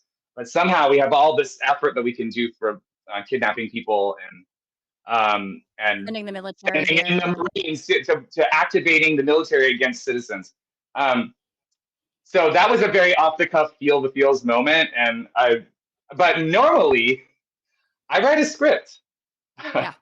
And I think through what's the best way to communicate this. Sorry, I saw a comment pop up. Oh yeah, I have a yeah. I just a way to I try to make it as succinct as possible and try and have a little bit of something that, a hook they talk about. Yeah. I don't think about this in a way. I think a lot of people think about these kind of things like they want views and it's like narcissism. Look at me. I kind of a lot of times don't. I'm kind of going to be like, don't look at me. I try to make videos that don't have me in it a lot of times to see if they'll do well. But the hook or the views for me is because I want that because it means more people are learning about this issue, more people are connecting to nature, more people are like my big Olympics video that had the 2 million views was all about the idea of this Olympic festival trail, which would be a bike path and parks and community hubs connecting various venues across Los Angeles, and a way to use the Olympics to better the city and to improve it for all Angelinos and not just be like this sort of international thing that we tear down afterwards. And it inspired 2 million people to watch that video. That's great. And then also to contact the mayor and sign up to follow that page and to get involved with trying to make this thing a reality. And so that's the goal to me, right? I don't like the attention so much, but I appreciate that I want to use the platform that I have to try and make something better somewhere in any small way that I can. So that's, that's why I write and think about these things to try and make it, and also by writing, it's like I get the numbers. Yep. I have the websites ready to then add the sources on screen. Because I hate it when people just kind of spout off stuff when I'm sitting there like, that's not really right. But no one's going to question it. People just believe what people say on the internet, on social media, especially if it's just a person that they follow. And so it becomes a trusted source. But I'm always like, here are my receipts. I keep the receipts and I put them on screen because not everyone's doing that. And maybe you should question why. Yeah. Anyway, that's part of preparing it. That's part of writing the script and trying to make it as juicy as possible, but also, like dynamic with the info on the screen and cute graphics. I love using the sound effect. Oh yeah, no, sound effect is I like adding in farts, just random farts. Just throw one in. Who cares? Quick joke here, Peter. Peter, you're killing us. You're killing us. Okay, a vegetable that waits in an orderly line, a cucumber. That's good for you Brits. Hey. That's good for the people that waiting in the queue. The cucumber. And then Carrie Ann Chrysler says there's an online office space that works similarly to Zoom, but it's way more accommodating to group meetings like classrooms. Oh, it's called GatherTown. Worth checking it out for anyone interested. Okay, that's good to know because I don't. Yeah, I actually just started tutoring this year. I had my first client on Monday. A great kid, and it was a biology class, which was a lot of fun. But I do corporate comedy shows, and sometimes it's tough Zoom cannot be the most ideal place. So I'm going to check out this GatherTown. I'm going to GatherTown, USA. I want to look into doing more online courses. I'll do like online presentations with like kind of corporate things. But I did one queer ecology online, and so I have my slide deck. Maybe I should schedule one at the end of Pride Month, but and look into that GatherTown because I don't really love Zoom either. Yeah. It's a corporate thing. I do whatever they use, which can be like whatever. There's Teams and I don't know. There's very Yeah. Google. I've done, Yeah. yeah, Google has its own thing. I did because I teach drawing classes or just weird I have one tomorrow where I teach them how to draw cartoons that are, and I'm not the best artist too. The last one Oh. I did, it was funny. The guy, they asked me to do all animals I've never drawn before, like a hammerhead shark. Have you ever tried to draw a hammerhead shark if you've never drawn a hammer with a tablet that you can't? It was very funny. But at the end, he goes, you're right. You're not the best artist, but you're really good at making or drawing animals that look very high. And I was like, thanks. That is the best review I've ever gotten. And he also told me I should be therapy for them every week. And I was like, I'll take that. But Aw. yeah, no, and you and I've talked about, possibly doing some maybe hikes together. Yes. Yes. I also think maybe doing a fire festival where, speaking of fire and fire prevention here in Los Angeles, we had that failed fire festival a few years back that gave us two amazing documentaries. But there's a lot of invasive species here in LA that if we just got all those hot, the hot girl walks, those hot girl walks should be incorporating the Fire Fest, which is plucking out and picking all this invasive species. I feel like we just Hmm. take the hot girls, we're going to Fire Fest, get the bros involved, and we're just having a good time in the park. Yeah. I I feel like I love don't know. that. And then we make a documentary about it. Yeah, there we go. This will be the first successful fire festival. Exactly, right? Yeah, this is we don't want fire. This is a place where the We Fire Festival successfully involves no prevent. fire. Yes. Yeah, here to prevent. I, Smokey the Bear can be there. It'd be real, smoke show the bear. It'll be smoked. It'll be a hot bear, very sexy bear. We'll have we'll yeah. have a bear as in a gay bear for Pride. Then we can have the hot lady Woof. bear. Yeah, I love it. Yeah. This sounds fun. I think we should do lots of events and Okay. videos. And I I like the idea you had the other day when we were hiking about we would do like a Naked and Afraid in Griffith Park. I think it Yeah. would be so good. All faking I've it, been the thinking about nudity. this. Yeah, the blurred nudity. The blurred nudity, asking hikers for Survival. help. Yeah, exactly. Just filming dumb videos and hikers just being like, "What the hell's going on? Is that person eating the black mustard? What's happening?" Yeah, I think there's a Yeah. lot of, finding like found Four Locos or whatever energy drinks we find and subsisting on, we probably find a Gotta bag of mushrooms, I'm sure, and that could be really mm, fun, We'd probably find yeah. some floor drugs. Yeah. Hopefully those whatever cans of Four Locos just well, I don't even really want to drink Four Loco, but whatever can of there, as you will often find, but I'm like, just make sure it's actually the drink it says it is inside and not something else that people relieved themselves Yeah, into. Because look at I've this seen water those bottle of around. yellow water.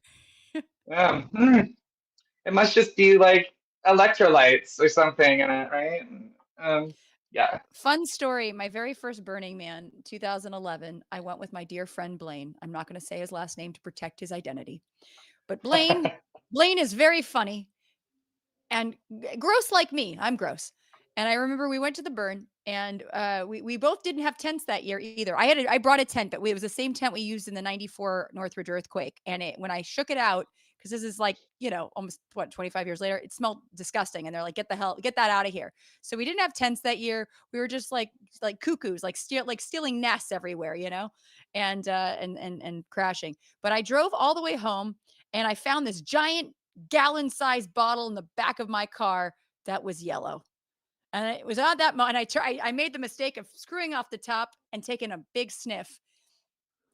I had transported a No. gallon of my dear friend Blaine's urine home with me. I did that. And then I called him and I said, "You're in trouble." And I understand Poor why Blaine. you didn't say his last name. Yeah. Carrie Ann Chrysler any plans to join local No Kings protests coming up for anyone? Are you going to be going? Well, so on Saturday, I have previously scheduled before that. I'm part of the National Parks Conservation Association pride in our parks in Santa Monica Mountains National Recreation Area, which is partially, I mean, it's very related. It's not an official, I mean, it could be listed as a No Kings event because it's meant to be a pride kind of event, but also a rally for our for our public lands. So against various efforts to try and remove protections from national monuments, Bureau of Land Management land, and including the Santa Monica Mountains National Recreation Area, which various staffers in the Department of Interior have called a woke park. Because they same with Stonewall National Monument in New York is a woke park, and Golden Gate National Park or National Recreation Area in San Francisco. Any urban space, any urban national park space is like they're considering removing funding. They've already fired a bunch of people, but just to sort of and for the Santa Monica Mountains National Recreation Area, various Sierra Club people I know who have meetings over there, they are working on various ways to try and completely defund or remove that as a national park site. So just removing any federal protections that are there and trying to, this part of their leave it up to the states thing. But I mean, there's a reason that that's there, because nature next to urban areas is critical. You don't, like we were just saying earlier, you shouldn't have to drive 6 hours to Yosemite to go see some nature. We have the Santa Monica Mountains right here that should be very much protected. So back to so I already had they contacted me and scheduled that many months ago. And then it's the No Kings kind of idea and these events coming up this Saturday. And I was like, oh my God, I mean, it's very related to that. And we talked about that and kind of changing how we're positioning, not just and not just a pride celebration, but it's a pride protest, right? Celebrate as pride is originally and is meant to be. It's celebrating community, but also rallying for access to and protection of these spaces for all people, including the queer community, a lot of whom don't feel very safe in outdoor spaces, because you're in a rural area where you don't necessarily feel super comfortable. And I feel like that's another, we're talking about my privilege, not just as a white person, but as a white man, cis man, who I've been out in the middle of nowhere camping, where I kind of maybe I had a different shirt on. The one that's in my profile picture, actually, that has a rainbow, and it's it says, take a look, it's in a book. But just the rainbow one, and I was wearing that day, but I needed to go to the campground house to get firewood, and they had a manga sticker on their trailer, and I'm just like, I need to change my shirt to get wood, and that's the very slightest thing. But if you are trans or just queer, I can sort of play up this oh, hey, what's up? I'm just getting some wood. I don't know which thing, be this sort of code switch performative thing. Yeah. And maybe not everyone has the ability to present that way, and they shouldn't have to, because nature is so non-judgmental and it's for everybody. And so that's why these protections and these places are so important. So long story short, that's kind of my plans and the way that I intend to speak at that event and have helped to guide that event towards that direction as basically another kind of No Kings protest. But if I wasn't doing that, I'd be in downtown LA probably. Yeah. Yeah. No. Well, that is it an all-day event? I think, okay, so I was looking at this earlier. I think if you just Can look up No anybody go? Kings, yeah, there's rallies No across Kings the is country. yeah. Oh, no. I'm talking about your event. I know that. Yeah, No Oh, Kings. There's yeah. yeah. Okay, Yeah, yeah. No Kings. There's Um, multiple ones in Studio City. There's one in Glendale. There's it's great. It's what I love is that they're popping up into these little communities, kind of like when we had that other. What was the other the hands protest we off. had? Yeah, and that was great because we were seeing them in like Montana, we were seeing them in Georgia, we were seeing like I had friends that were like they're in my little tiny small town in Tennessee. We had, so we're seeing probably former MAGA people who are mad as hell and not going to take it anymore. But yeah, I think I you're do going to plan. see even more this weekend. I Yep. think that people are already, just with what's been going on, kind of, I think LA kind of helped to spark it. But once you start calling out the military to go after its own people are like, no, no, no, we've gone so many steps too far already. But I think it's going to be pretty massive this weekend, Yeah. which is good. Yeah, it's great. They Carrie show Ann, up for are you each gonna other. go? Yeah. I'm curious, are you gonna go? This is a question for Carrie Ann. You can just put it in the chat and I'll reply to you later. Or Peter will tell me. And then my unfinished sock says, don't burn a man, like and share the stream instead. I didn't like his stream though. I didn't like his stream in my car in a gallon water jug. I did not Oh like my that. God. Oh my Lord. No. Oh my God. This has been, it's so funny. I had like a list of questions for you, Jason, that I have not even looked at. I don't even know. Yeah. I think I missed all of them, but I had the most amazing conversation with you that covered just a swath of very critical things here currently in this world that we're living in Los Angeles. Yeah, I covered some. Oh yeah. Oh, this is very okay. Critical question. Are you ready? Okay. Jason, what is the filthiest thing you've done in the name of queer ecology or just ecology in general? Hmm. It doesn't have to The- be, you can interpret that as you will. Yeah. Wow. Okay, let's think. The filthiest. I guess I'm thinking of like the filthiest thing I've sort of talked about or taught about. That's fine. I don't. Well, first of all, I'll say that I kind of avoid filthy a little bit, and I know I shouldn't, but it comes from teaching kids. And I'll You be can be like, out poop. I'll even like this is a PG-13 account. I don't know, like where I Well, don't filthy necessarily doesn't have to get. be sex. I know, yeah, yeah, yeah. Oh, well, we could. Okay. Yeah, what I just told you about Blaine and his urine situation, like that's filth. Like, you know what I mean? Like I'm talking like mud. Oh, hey, this I is have actually remind me. yeah, like filthy doesn't have to be like I've had people say, "Oh, I transported coolers of your orangutan poop." You know what I mean? Like you don't have to. It doesn't have to be We, like yeah, there was yeah. this Okay, one so we time. can. Well, uh, a week. So when I did the teacher training in Yosemite, um, always not a lot of talk, but kind of lessons about being comfortable, figuring out ways to be comfortable in nature, and especially when we're like out somewhere where there are no bathrooms. Um, so we would call, and this was especially for, I think, for the kids and for especially the younger, the girls they've had incidents in the past where they would hold their pee the whole day and end up having health problems because of it. Yeah. So it would be a part of discussion where we would talk to the kids early on and make it fun using the Awesome. facilities. We call it Oh, I love facilities. that. The I still do use facilities. that. But That we is would so also like, cute. so it's about kind of finding, like, you can have Yeah. a friend go with you to kind of like, watch guard or whatever, but also to find somewhere private. But then you have this sort of like leveling up, uh, you know, bonus like points you get, almost like it's a game. Like I love you that. get 1 point just for using the facilities. You get 2 points if you're using the facilities with a beautiful view.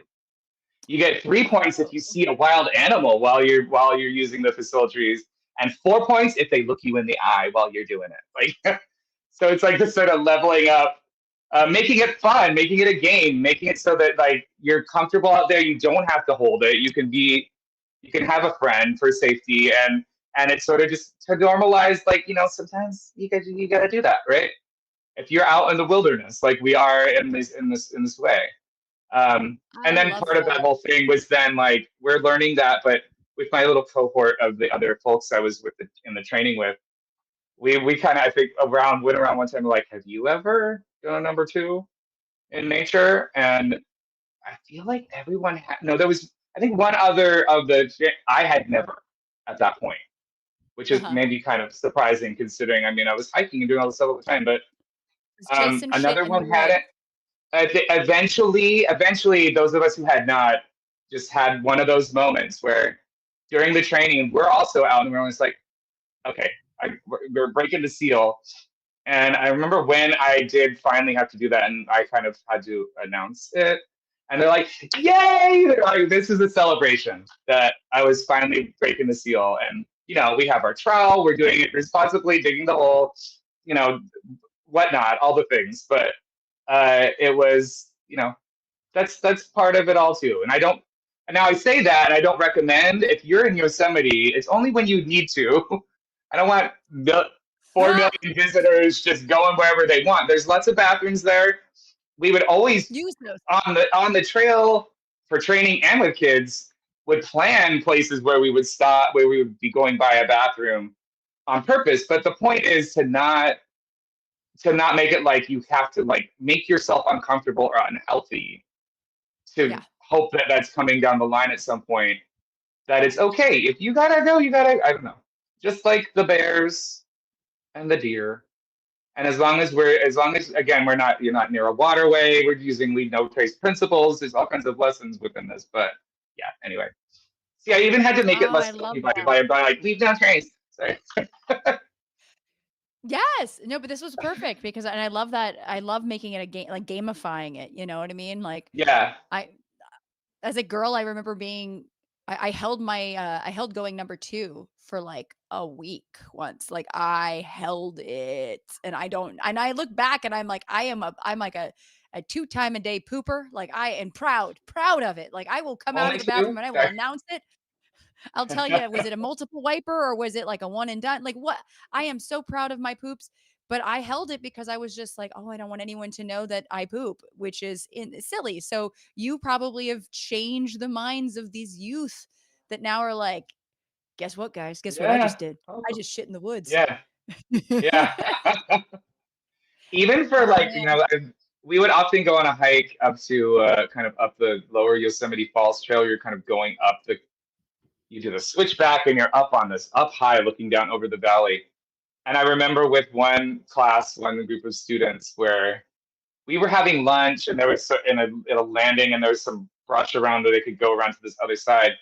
And it became like they were all like super, like they were sort of proud, like this is like how many points do you get for this view?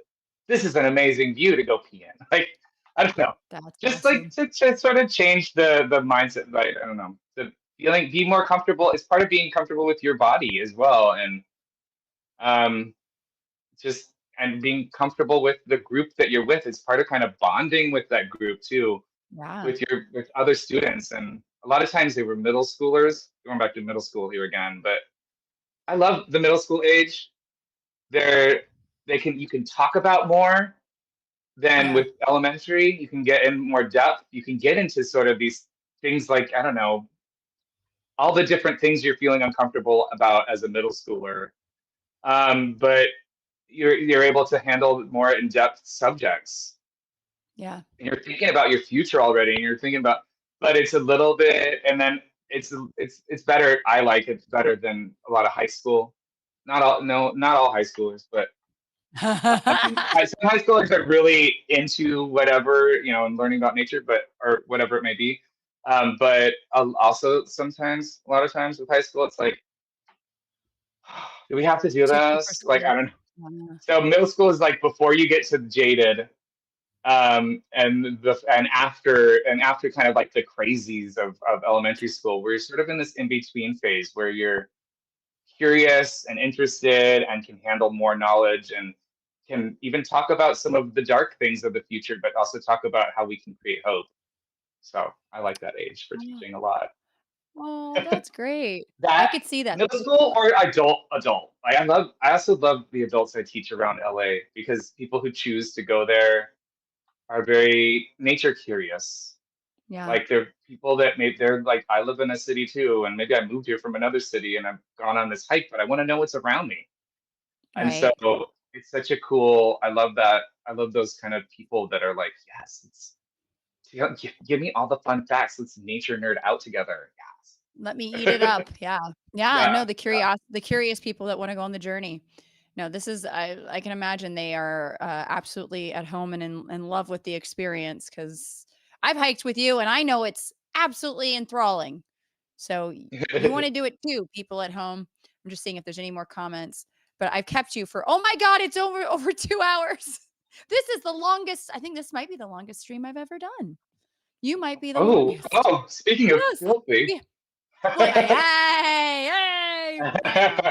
Don't make me get my yardstick. A 2 hour stream, my goodness, maybe we should get that checked out. Oh, seriously, right? Oh my goodness. That's more than a gallon jar. Yeah. Yeah, Wow. well, This was so great. Like I said, I like barely looked at my questions because you just, you say so many interesting things. It takes me on a different journey. Living up to your name. yeah, oh, yes, there we Ooh. go. Well, I got to ask you, where can people find you? So I'm on JasonJourneyMan is my handle on Instagram and TikTok and the Blue Sky and Threads, and I'm here on YouTube as well. So that's a great place to find me. Also, for just not everyone's on social media, and sometimes I wish I wasn't either. But you can find me at JasonJourneyMan.com. And when you go there, it'll pop up. A little pop up will come for the newsletter, and that's a great way to find out about events if you're here locally in Southern California. So I do just once a month here, a little bit of thoughts about what's going on in the world. And then here's the upcoming events. And I try to usually get those out before I post them on social media. So you kind of get first access, and that means you get access to the free tickets. Because I always have free spots and sliding scale because I want to make outdoor environmental education accessible to everyone. And so that's the best ways to follow me. Yeah, Okay. website and the socials. I know that's a good amount. You got that market cornered, or that world cornered. Do you have any parting thoughts, any words of hope to share with the internet before we say goodbye? Words of hope. Hope is extremely important for all of us. I think we need to foster hope. I think hope is something that we choose. It's an action. It's not just like some idea. It's not something that's given to you. It's something that you sort of you create, and it comes through just shifting your energy towards something more hopeful, and it comes through action. And once you're taking action to protect the environment, to fight back against the onslaught of fascism, to protect your community, to just protect a space in your neighborhood that someone's trying to destroy. So on so many different levels, the action you take fosters hope because you see community there, you see progress happening, and then that inspires more hope, and that inspires more action. So this is why I believe, and this is what I put on my stickers that I hand out on my hikes right now, that hope is a survival strategy. And by fostering that hope, that's what helps us get through in this planet. So speaking of survival of the fittest, survival of the filthy, survival, I'm always about the more than survival. This is how we begin that process. Is through hope. So my I parting words love of it. hope are to keep up the hope and create it. Yes. Yes. Oh my goodness. Thank you so much, Jason. And thank you for spreading joy and education and just wonder and curiosity online, and in the people that you get to meet with, and all these students that get to learn in the flesh. Because I mean, you're just so engaging and captivating the way you love nature. So I appreciate you, and I appreciate you taking all this time. And Well, thank yes, let's do you. more. Thanks for Yeah. having me, Natalia, and thank you for all you do too, as well. For you're teaching people about nature and connecting them as well. And I love the hilarious way that you do it. and also providing platforms like this for various other people and sort of passing the mic around Yeah. to raise other voices. And I can't wait to we're gonna work on some stuff together. We got some work to do. Yes. We got some work to do. It's gonna be Yes. so much fun. Zuzu, we'll get Yeah. Zuzu. Can Zuzu? Oh, she can't hold the camera. I was gonna say, get those opposable thumbs, Zuzu. Put your make yourself Raisin. Get some opposable thumbs. We're gonna have to get like, can we do that? That might be the next Like like attach creation. a little glove Yes, or thing with just the like a. thumb. I don't know. Oh, that'd be Somehow really they, cute. I don't know. Well, I'm gonna I'm sure we release can you into involve the them somehow right. in a video, Um, maybe. I think we could probably figure that out. Well, I just want to just if I could talk to you for 5 more hours, but hang on for 1 second, you while I wrap this up, and Okay. we'll have some last words without the internet. Sorry, internet, you're not going to be there. But I want to thank my producer, Doctor. I always call him Doctor Peter de Tucker uh, in the Netherlands. He's in the future, folks. Peter's going to tell me all about it. And here's a quick reminder that if you liked the show, please like it, subscribe, share it with friends, family, colleagues, your frenemies, enemies, you name it. Share it with that ferret that lives down the street. I'm sure they've got Wi-Fi. And if you want to support the stream, please consider joining my Patreon. I'm hoping to turn this into a podcast. I'm clipping up more smaller clips to share with folks, and that takes a lot of time and energy. So anything that you can give, $3 a month would be very helpful. But no pressure, because this is all about making the education accessible. So let me thank my patrons. Hold on, I've got my list. We've got Daniel Wynn, Claude Allen, Simply Tom, Skullbeard, Tori Yates Orr, Redding Maley, Dana Logan, Michael Z. Weinstock, David Leitner, James Hudspeth, Dr. James Hudspeth, Anthony Zana, Tom Berman, Jen Beverstock, Scott Froschauer, JSB, Jeff Cohen, Andrea Bloom. I just heard from Andrea. Hi, Andrea. Jonathan Marks, Kelly Frazier, Michael Clanton, PJ Shapiro. I love you all. Thank you so much for your support. Please, everybody, stay safe. If you see something, say something. And for all that is good and holy, please stay filthy until next time. Bye.